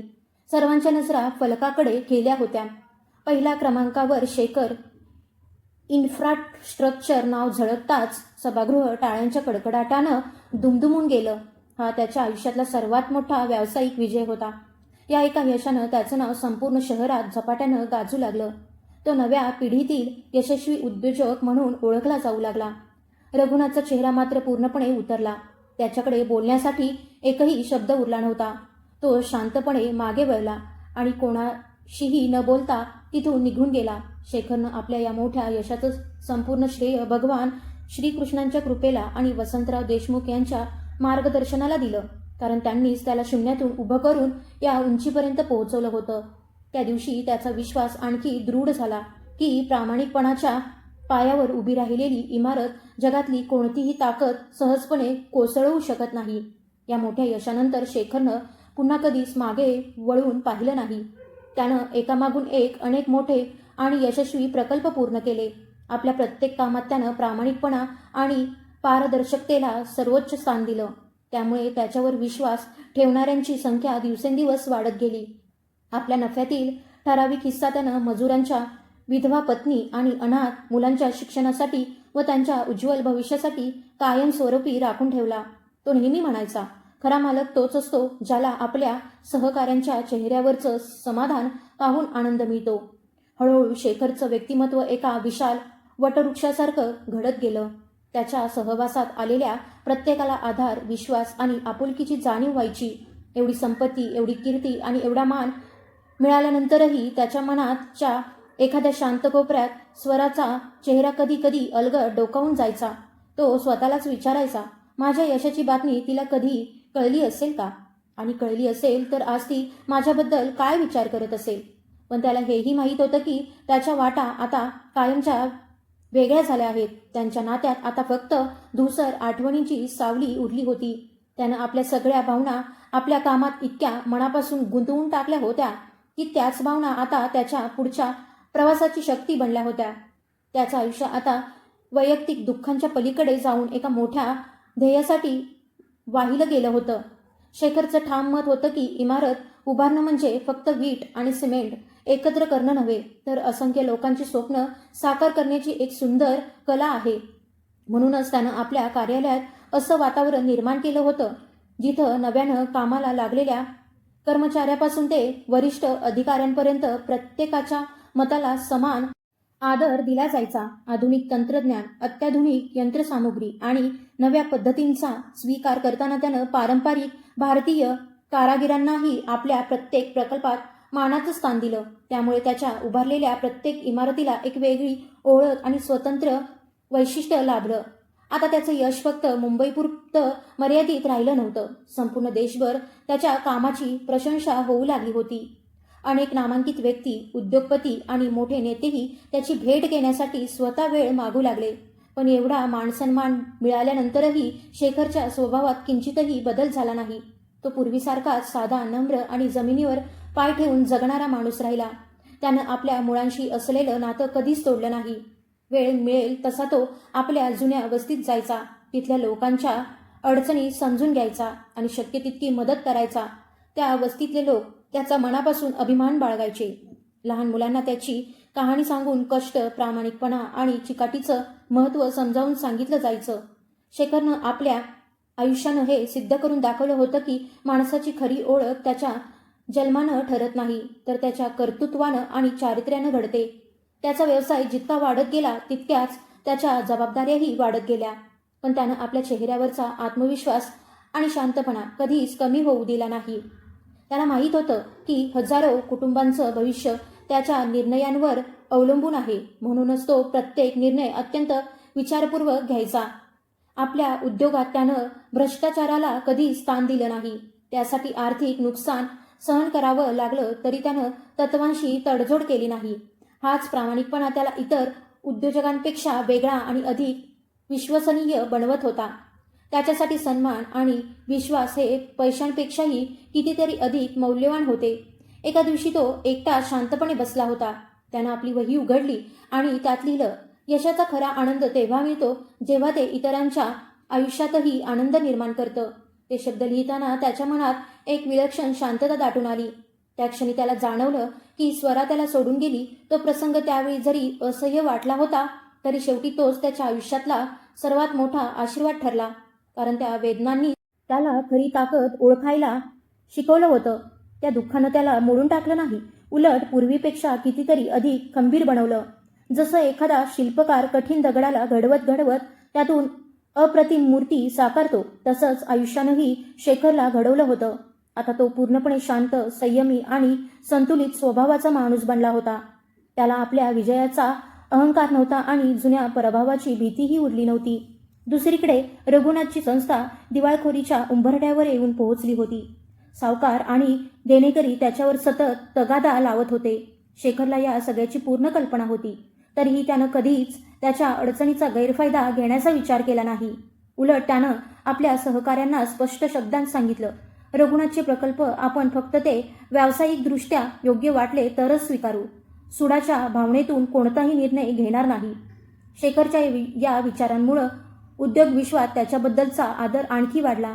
त्यानं कृतीतून सिद्ध करून दाखवलं की खरी ताकद दुसऱ्याला हरवण्यात नसते, तर क्षमा करून स्वतःचं मोठेपण जपण्यात असते. आता शेखर अनेक नव्या प्रकल्पांचा महत्त्वाचा आधारस्तंभ बनला होता. त्याचं स्वप्न होतं की कष्ट करणाऱ्या प्रत्येक मजुराचं स्वतःचं एक मजबूत, सुरक्षित आणि सन्मानाचं घर असावं, जिथं तो आपल्या कुटुंबासोबत आनंदानं आणि निर्धास्तपणे राहू शकेल. म्हणूनच तो आधुनिक, कमी खर्चिक आणि सर्वसामान्यांच्या आवाक्यातील घर उभारण्यावर विशेष भर देत होता. प्रत्येक प्रकल्पात पर्यावरणाचाही तो तितकाच विचार करायचा. त्यामुळे लोक त्याला दूरदृष्टी असलेला जबाबदार आणि समाजभिमुख उद्योजक म्हणून ओळखू लागले. त्याच्या यशाची कहाणी आता वर्तमानपत्रांच्या पहिल्या पानावर झळकू लागली होती. ही बातमी पाहून त्याच्या जुन्या वस्तीतील लोकांचा आनंद गगनात मावत नव्हता. त्यांना वाटायचं त्यांच्या वस्तीतला एक मुलगा आज संपूर्ण देशासाठी प्रेरणा बनला आहे. एवढ्या धावपळीच्या आयुष्यातही शेखरनं आपल्या अध्यात्माकडे कधीच दुर्लक्ष केलं नाही. तो दररोज ध्यान करायचा, धार्मिक ग्रंथांचं मन लावून वाचन करायचा आणि मन कायम शांत, स्थिर व एकाग्र ठेवण्याचा प्रयत्न करायचा. त्याला उमगलं होतं की बाहेरचं यश तेव्हाच पूर्ण होतं जेव्हा मनालाही खरी शांती लाभते. वसंतराव देशमुख त्याला नेहमी एकच गोष्ट सांगायचे, फळाची अपेक्षा न ठेवता आपलं कर्तव्य करत राहा, हाच आयुष्याचा खरा मार्ग आहे. शेखरनं हा विचार आपल्या आयुष्यात आणि उद्योगात मनापासून स्वीकारला होता. आता त्याची संस्था आंतरराष्ट्रीय स्तरावर विस्तार करण्याच्या तयारीत होती. त्यासाठी तो सातत्यानं परदेशातील तज्ज्ञांशी चर्चा करत होता.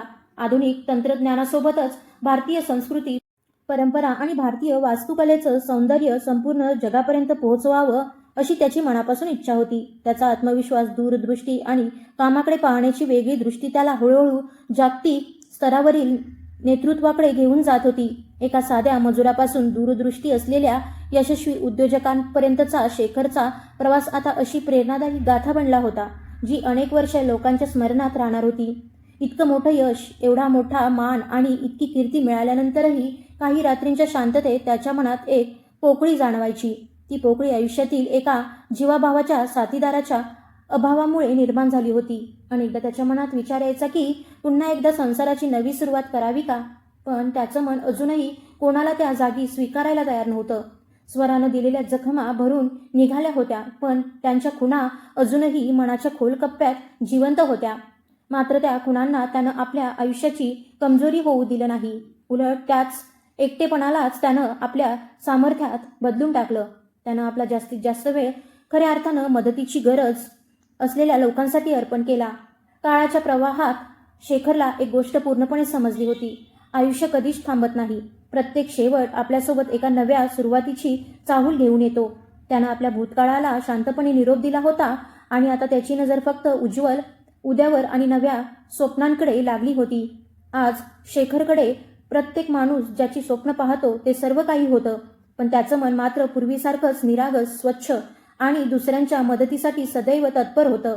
त्याला हळूहळू जाणवू लागलं होतं की नियती त्याला आणखी एका मोठ्या ध्येयाकडे घेऊन जात आहे आणि कर्माचं चक्र अजून त्याची सर्वात मोठी चाल खेळायचं बाकी आहे.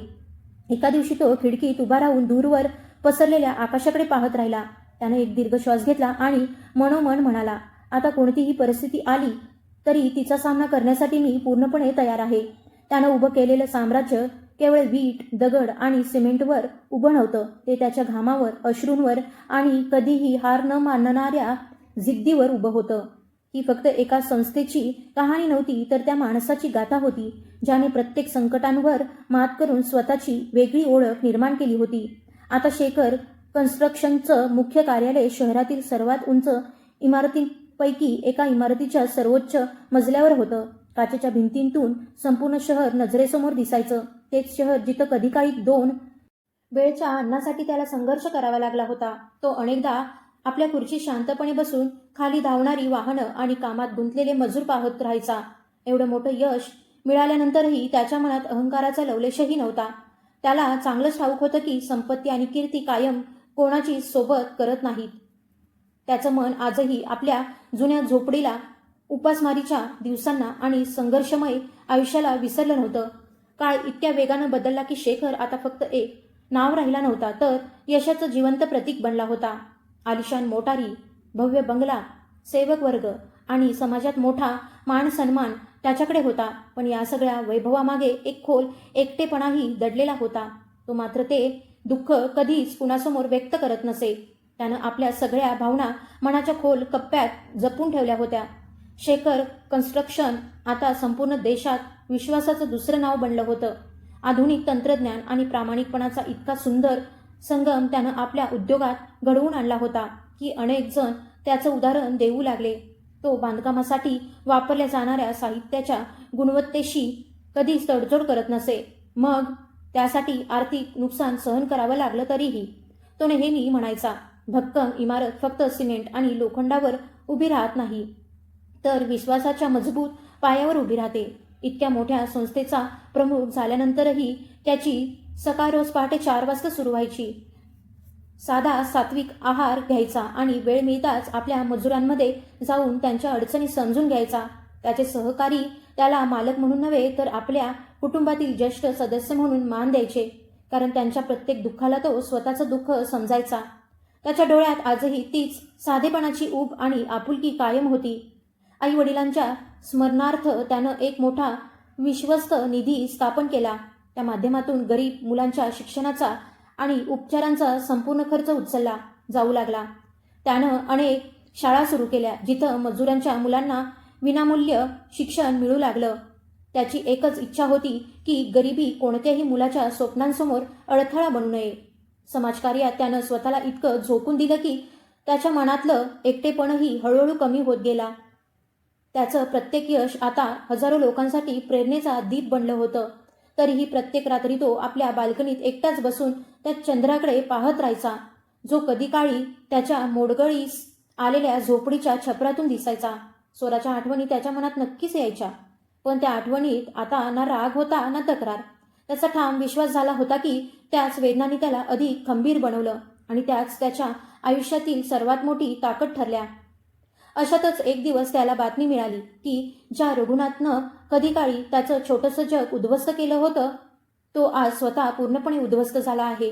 रघुनाथच्या संस्थेवर भ्रष्टाचाराचे गंभीर आरोप झाले होते आणि त्याला आपली जवळजवळ सर्व मालमत्ता विकावी लागली होती. ही बातमी ऐकून शेखरच्या चेहऱ्यावर ना आनंद उमटला ना दुःख. त्याच्या मनात फक्त एकच विचार आला, माणसाला आपल्या कर्माचं फळ याच जन्मात मिळतं. त्यानं ठरवलं असतं तर रघुनाथचं आणखी मोठं नुकसान करू शकला असता, पण सूड घेणं हे त्याच्या आयुष्याचं ध्येय कधीच नव्हतं. या घटनेनंतर त्यानं आपल्या संस्थेच्या सर्व चालकांची बैठक बोलावली आणि स्पष्ट शब्दात सांगितलं, कितीही संकट आली तरी प्रामाणिकपणाचा मार्ग कधीही सोडायचा नाही. आता त्याची विचारसरणी एखाद्या संतासारखी निर्मळ झाली होती. सर्व सुखसोयींमध्ये राहूनही त्यानं स्वतःला त्यांच्यापासून अलिप्त ठेवलं होतं. त्याच्यावरचा विश्वास अनेक मोठ्या बहुराष्ट्रीय संस्थांपेक्षाही अधिक भक्कम झाला होता. त्याच्या भव्य बंगल्यात कोणत्याही गोष्टीची कमतरता नव्हती, तरीही त्या घरात त्याला आपुलकीची उणीव जाणवायची. वसंतराव देशमुख यांना त्यानं वडिलांचं स्थान दिलं होतं. त्यांच्या निधनानंतर त्याच्या आयुष्यातलं एकटेपण आणखी गडद झालं.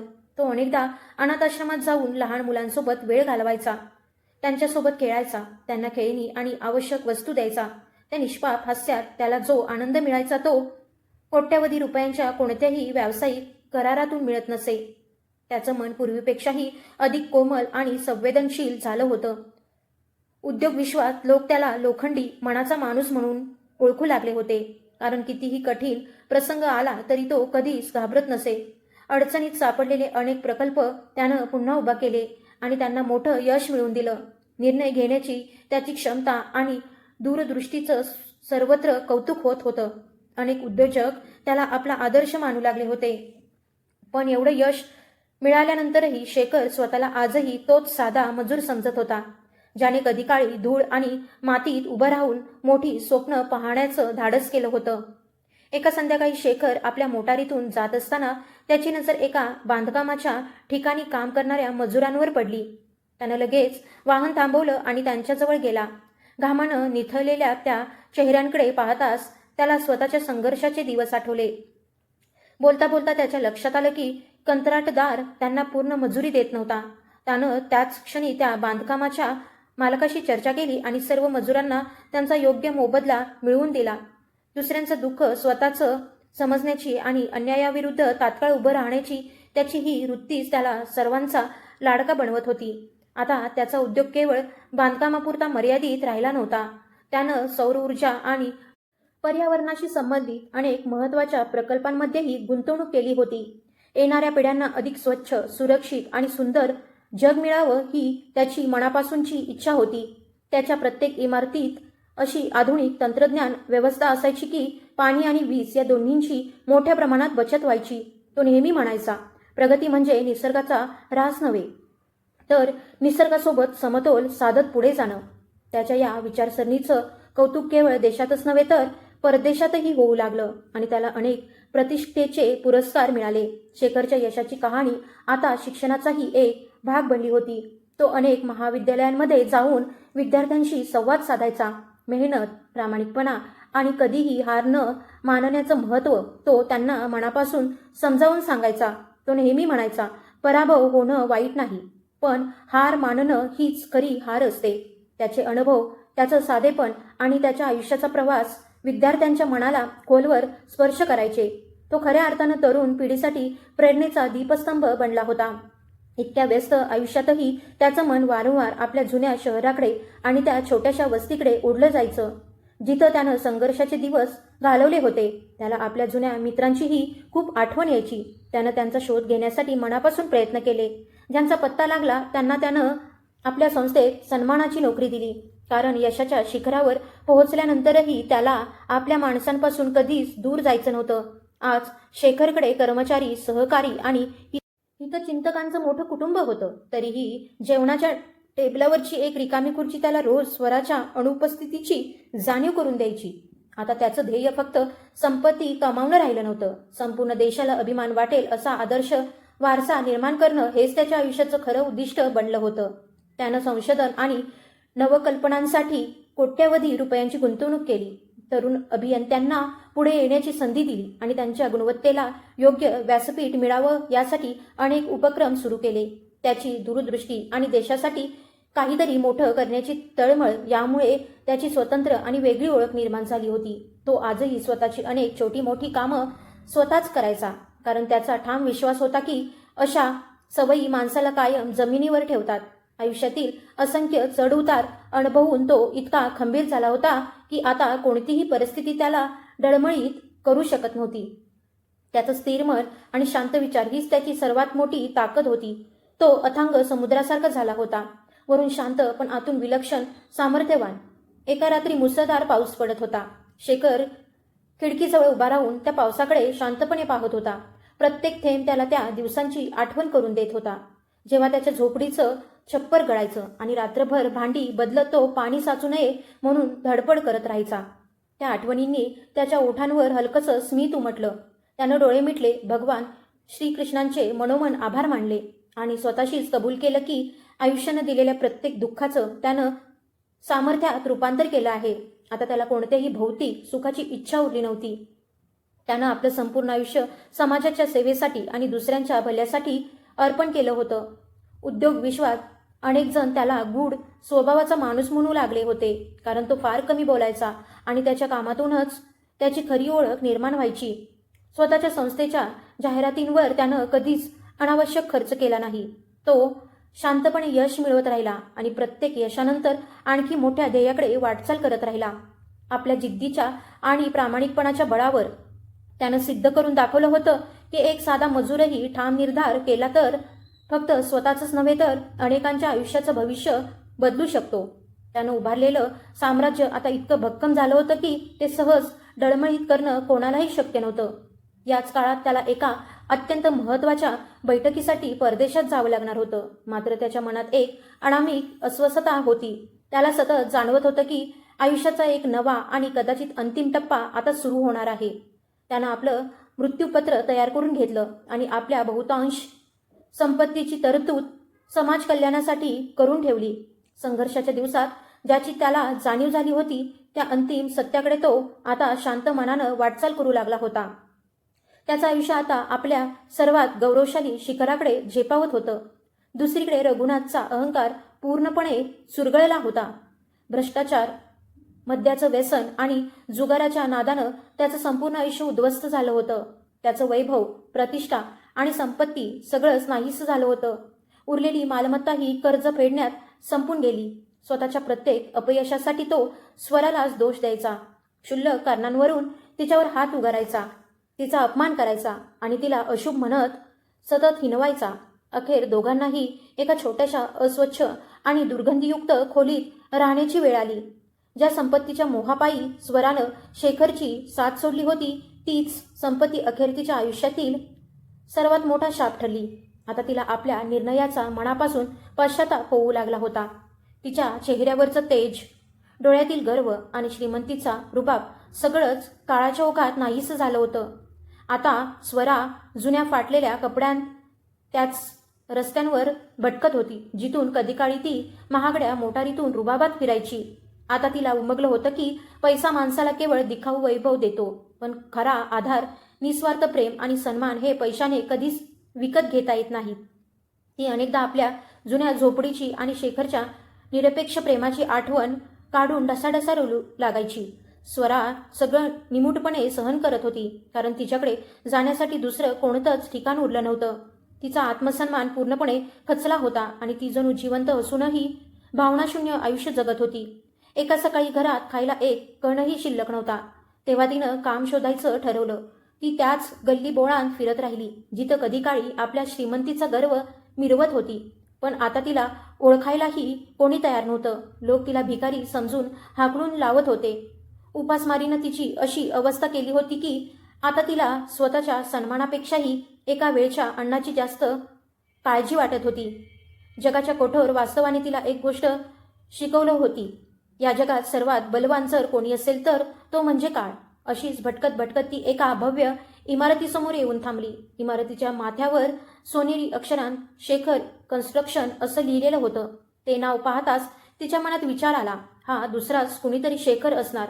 माझा शेखर तर कधी काळी एक साधा मजूर होता. तिनं सफाई कामगार म्हणून अर्ज केला आणि तिला आत पाठवण्यात आलं. कार्यालयाचं वैभव पाहून तिला आपल्या फाटलेल्या कपड्यांची आणि दयनीय अवस्थेची प्रचंड लाज वाटू लागली. पण पोटाची भूक तिच्या सगळ्या भावना हरवून बसली होती. तेवढ्यात शेखर आपल्या सहकाऱ्यांसोबत बाहेर आला. स्वराची नजर त्याच्यावर पडताच तिच्या पायाखालची जमीन सरकली. शेखरलाही तिचा चेहरा ओळखीचा वाटला. तो तिच्याजवळ आला आणि शांत आवाजात म्हणाला, स्वरा. एवढंच ऐकताच तिच्या डोळ्यांतून अश्रूंचा बांध फुटला आणि ती तिथेच बसून रडू लागली. शेखरनं कोणताही गोंधळ न करता आपल्या सहकाऱ्यांना शांतपणे सांगितलं, यांना आदरानं माझ्या दालनात घेऊन जा आणि आधी जेवण द्या. दालनात पोहोचल्यावर स्वरा मन मोकळेपणानं रडू लागली. तिनं आपल्या चुका मान्य केल्या आणि शेखरची क्षमा मागत रघुनाथनं तिची कशी फसवणूक केली आणि तिला रस्त्यावर कसं आणलं ते सगळं सांगितलं. शेखर शांतपणे तिचा प्रत्येक शब्द ऐकत राहिला. त्याच्या मनात आता प्रेम उरलं नव्हतं, पण माणुसकी आणि करुणा मात्र अजूनही जिवंत होती. जेव्हा स्वरानं हताश होऊन सांगितलं की आता तिला जगायची इच्छाच उरलेली नाही, तेव्हा शेखर शांतपणे म्हणाला, चुकांचं प्रायश्चित्त आयुष्य संपून होत नाही. चांगली कर्म करूनच माणूस स्वतःला पुन्हा उभा करू शकतो. त्यानं तिला आपल्या संस्थेच्या अनाथाश्रमात काम करण्याची संधी दिली, पण त्याचवेळी स्पष्ट शब्दात सांगितलं की त्यांच्या नात्याला पूर्वीसारखं रूप पुन्हा कधीच मिळणार नाही. स्वरा त्याच्या पायांवर डोकं ठेवण्यासाठी वाकली, पण शेखरनं तिला लगेच थांबवलं आणि प्रेमळपणे म्हणाला, स्वतःचा सन्मान राखून जगायला शिक. त्या संध्याकाळी शेखरनं वसंतराव देशमुख यांच्या छायाचित्रासमोर दिवा लावला. त्या क्षणी त्याला जाणवलं की आपल्या मनावरचं शेवटचं ओझंसुद्धा आता उतरलं आहे. दुसरीकडे रघुनाथ मद्याच्या नशेत शेखरच्या कार्यालयात आला, पण सुरक्षा रक्षकांनी त्याला प्रवेशद्वारावरच अडवलं. त्याची झालेली मानहानी संपूर्ण शहरात चर्चेचा विषय बनली, पण शेखरनं त्याच्या विरुद्ध कोणतीही कारवाई केली नाही, कारण काळानंच त्याला त्याच्या कर्मांची शिक्षा आधीच दिली होती. स्वरानं अनाथाश्रमात लहान मुलांची सेवा करण्यास सुरुवात केली. दिवसेंदिवस त्या निरागस मुलांमध्ये रमून निस्वार्थ सेवेत स्वतःला झोकून देत आणि मनापासून केलेल्या पश्चातापातून तिच्या मनाला हळूहळू शांतता आणि समाधान लाभू लागलं. स्वरा रोज मंदिरात जाऊन शेखरच्या सुखासाठी आणि आनंदासाठी प्रार्थना करायची, तर दुसरीकडे शेखर दूरनच तिच्या कामाची माहिती घेत राहायचा, पण पुन्हा कधी तिची भेट घ्यायला गेला नाही. काळ पुढे सरकत गेला आणि शेखरचा उद्योग दिवसेंदिवस नव्या उंचीवर पोहोचत गेला. आपल्या कमाईचा मोठा हिस्सा त्यानं समाजाच्या सेवेसाठी अर्पण केला. एका भव्य दान समारंभात त्यानं शेकडो गरीब कुटुंबांना घरांची भेट दिली. त्या गर्दीत उभी असलेली स्वरा त्याच्याकडे शांतपणे पाहत होती. तिच्या मनात एकच विचार घोळत होता, शेखर कधीच बदलला नव्हता. बदलली होती ती फक्त जगाची नजर. तिच्या डोळ्यात समाधान होतं, कारण आता तिला मनापासून उमगलं होतं की लोक माणसाकडचं सगळं सिरावून घेतो, पण प्रामाणिकपणा आणि कष्ट माणसाला आयुष्यातील सर्वोच्च शिखरावर पोहोचवतात. दुसऱ्या दिवशी पहाटे सूर्याची पहिली किरणं आकाशात पसरताच शेखर खिडकीजवळ उभा राहिला. त्याच्या चेहऱ्यावर हलकसं समाधानाचं हास्य होतं. त्यानं आकाशाकडे पाहिलं आणि मनोमन जाणवलं की भूतकाळाचं प्रत्येक ओझं आता कायमचं मागे राहिलं आहे. पुढचं आयुष्य आता फक्त शांतता, समाज सेवा आणि नव्या सुरुवातीसाठी आहे. कित्येक वर्षांपूर्वी तो एक साधा मजूर होता. त्याच्याकडे फक्त कष्ट करण्याची तयारी आणि मोठी स्वप्न होती. आज त्याच्याकडे सर्व काही होतं, पण त्याला समजलं होतं की खरा आनंद त्यागात आणि सत्कर्मातच असतो. म्हणूनच त्यानं आशाधाम उभारण्याचा निर्णय घेतला. बेघर, वृद्ध आणि अनाथ मुलांसाठी ते प्रेमाचं आणि आधाराचं घर असणार होतं. तो स्वतः बांधकामाच्या ठिकाणी जाऊन प्रत्येक काम आणि प्रत्येक साहित्याची गुणवत्ता तपासायचा. त्यावेळी त्याला स्वतःचे जुने दिवस आठवायचे. कधी काळी तो दुसऱ्यांसाठी दगड फोडायचा आणि आज तो माणुसकीसाठी मंदिरासारखं कार्य उभारत होता. स्वराबद्दल त्याच्या मनात आता रागाचा लवलेशही उरला नव्हता. तिनं अनाथाश्रमात मुलांची सेवा करत आपल्या चुकांचं प्रायश्चित्त सुरू केलं आहे हे त्याला समजलं होतं. त्यानं तिला मनापासून क्षमा केली. काही अंतर, काही जखमा आणि काही एकटेपण फक्त काळच भरून काढू शकतो हे त्याला ठाऊक होतं. एक दिवस त्याला रुग्णालयातून रघुनाथचं पत्र आलं. त्या पत्रात त्यानं आपल्या सर्व चुकांची क्षमा मागितली होती आणि स्वतःला अंतिम टप्प्यातील कर्करोग झाल्याचं लिहिलं होतं. पत्र मिळताच शेखर ताबडतोब त्याला भेटायला गेला. रुग्णालयात रघुनाथ डोळ्यात अश्रू आणून आपल्या चुकांची कबुली देऊ लागला. तेव्हा शेखरनं त्याचा हात हातात घेत शांतपणे म्हटलं, हे सगळं कर्माचं चक्र आहे. आता मन शांत ठेव आणि शांततेनं पुढचा प्रवास कर. काही दिवसांनी रघुनाथचं निधन झालं. त्याच्या अंत्यसंस्कारासाठी जवळचं कुणीच उरलं नव्हतं. तेव्हा शेखरनं माणुसकीचं कर्तव्य म्हणून स्वतः त्याचे अंत्यसंस्कार केले. धगधगत्या चितेकडे पाहताना त्याला पुन्हा एकदा जाणवलं की माणूस या जगात रिकाम्या हाताने येतो आणि रिकाम्या हातानंच निघून जातो. शेवटपर्यंत त्याच्यासोबत राहतात ती फक्त त्याची कर्म. ही सगळी घटना स्वराला समजताच तिचं मन पूर्णपणे हेलावून गेलं. ज्या माणसाला तिनं आयुष्यात सर्वात जास्त वेदना दिल्या तोच माणूस इतका मोठ्या मनाचा निघाला याची तिला खोल जाणीव झाली.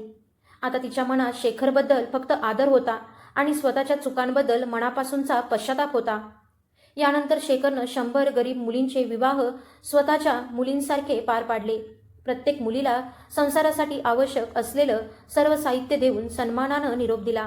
त्या दिवशी त्याच्या मनात एक विलक्षण समाधान दाटून आलं. त्याला वाटलं भगवान श्रीकृष्णांनी त्याला शेकडो मुलींचा पिता होण्याचं भाग्य दिलं आहे. काळ पुढे सरकत गेला. शेखर वृद्ध झाला. त्यानं आपल्या संस्थेची संपूर्ण जबाबदारी एका प्रामाणिक आणि कर्तृत्ववान तरुणाच्या हाती सोपवायचं ठरवलं. आपल्या बहुतांश संपत्तीचा विश्वस्त निधी केला, जेणेकरून समाजसेवेचं कार्य कधीच थांबू नये. त्यानंतर डोंगरांच्या पायथ्याशी शांत समाधानी आयुष्य जगण्याचा निर्णय त्याने घेतला. निरोप समारंभात तो फक्त एवढंच म्हणाला, आयुष्यात यश मिळवण्यासाठी कोणताही शॉर्टकट नसतो. खरं यश फक्त सत्य, प्रामाणिकपणा आणि अथक परिश्रम यांच्या जोरावरच मिळतं. त्यानं आपल्या आयुष्यात रचलेली पहिली वीटही सर्वांना दाखवली. ती वीट त्यानं आजवर जपून ठेवली होती, कारण तीच त्याच्या संघर्षाची, जिद्दीची आणि आयुष्यभर न विसरलेल्या प्रवासाची सर्वात मौल्यवान आठवण होती. संपूर्ण सभागृह भारावून गेलं होतं. दुसरीकडे स्वराही आता रुद्ध झाली होती. आता तिला हे मनापासून उमगलं होतं की खरं प्रेम म्हणजे एखाद्याला स्वतःसाठी मिळवणं नव्हे, तर तो जिथे असेल तिथे आनंदी राहावा अशी मनापासून इच्छा करणं. तिच्या मनातला पश्चाताप आता पूर्ण झाला होता. पुढच्या जन्मी तरी शेखरची सेवा करण्याचं भाग्य लाभावं एवढीच तिची एकमेव इच्छा उरली होती. शेखर आता हरिद्वारमधील एका छोट्याशा कुटीत राहू लागला होता. रोज पहाटे गंगेत स्नान करून तो ध्यानधारणा करायचा. तिथं त्याला जे समाधान लाभलं ते कोट्यवधी रुपयांच्या संपत्तीनंही कधी दिलं नव्हतं. पक्ष्यांचा मधुर किलबिलाट आणि गंगेचा अखंड वाहणारा प्रवाह हीच आता त्याची दुनिया झाली होती. त्यानं आपली जुनी ओळख मागे सोडली होती आणि एका साध्या संन्याशाप्रमाणे मोक्षाच्या मार्गावर तो शांतपणे चालू लागला होता. गरिबीचा अपमान, स्वराचा विश्वासघात आणि अमाप यशाचं ओझं आयुष्यानं त्याला सगळंच दाखवलं होतं. पण प्रत्येक अनुभव त्यानं भगवान श्रीकृष्णांची इच्छा मानून शांतपणे स्वीकारला. आता त्याच्या मनात कोणत्याही गोष्टीचा मोह उरला नव्हता आणि मृत्यूची भीतीही नव्हती. एका संध्याकाळी सूर्य डोंगरामागे मावळत होता. शेखर गंगेच्या काठावर शांतपणे बसून आपल्या संपूर्ण आयुष्याचा प्रवास आठवत होता. त्याला स्वतःचे संघर्ष, स्वराचा निरोप आणि वसंतराव देशमुख यांचा प्रेमळ हसरा चेहरा सगळंच डोळ्यांसमोर उभं राहिलं. त्याच्या ओठांवर मंद स्मित होतं आणि मनात फक्त ओम नमः शिवाय या मंत्रांचा अखंड नाद घुमत होता. त्या क्षणी त्याला जाणवलं की त्याचा जीवनप्रवास आता पूर्ण झाला आहे. शरीर थकलं होतं, पण आत्मा पूर्वीपेक्षाही अधिक निर्मळ, शांत आणि तेजस्वी झाला होता. या जगानं त्याला जे काही दिलं होतं ते सगळं त्यानं याच जगाला परत अर्पण केलं होतं. त्यानं आपल्या आयुष्यानं सिद्ध करून दाखवलं की गरिबी कधीच माणसाचा मार्ग अडवू शकत नाही. विश्वासघातही माणसाला संपवत नाही, उलट त्याला परमेश्वराच्या अधिक जवळ घेऊन जातो.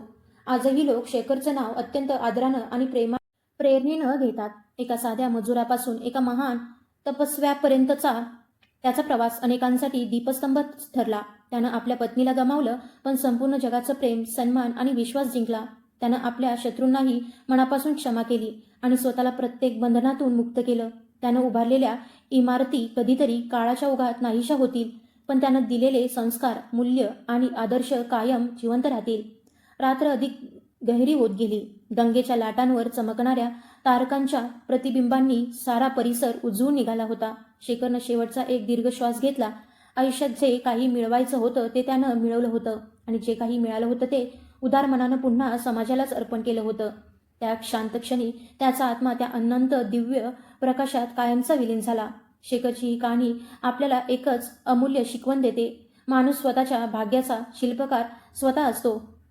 परिस्थिती फक्त त्याची परीक्षा घेते, पण विजय त्याचाच होतो जो सत्य, त्याग, सेवा, प्रेम, क्षमा आणि सत्कर्माचा मार्ग कधीच सोडत नाही. हीच शेखरच्या आयुष्याची सर्वात मोठी शिकवण होती आणि म्हणूनच तो कायम लोकांच्या हृदयात जिवंत राहील. ही कथा आपल्याला सांगते की अथक परिश्रम, प्रामाणिकपणा आणि सत्कर्म यांच्या जोरावर माणूस आयुष्यातील सर्वोच्च शिखर गाठू शकतो. पण लोभ, स्वार्थ आणि फसवणूक यांच्या वाटेनं चालणाऱ्याच्या वाट्याला शेवटी फक्त पश्चातापच येतो. परिस्थिती कितीही कठीण असली तरी जो माणूस सत्य, संयम आणि माणुसकीची साथ सोडत नाही, अखेर विजय त्याचाच होतो. धन्यवाद.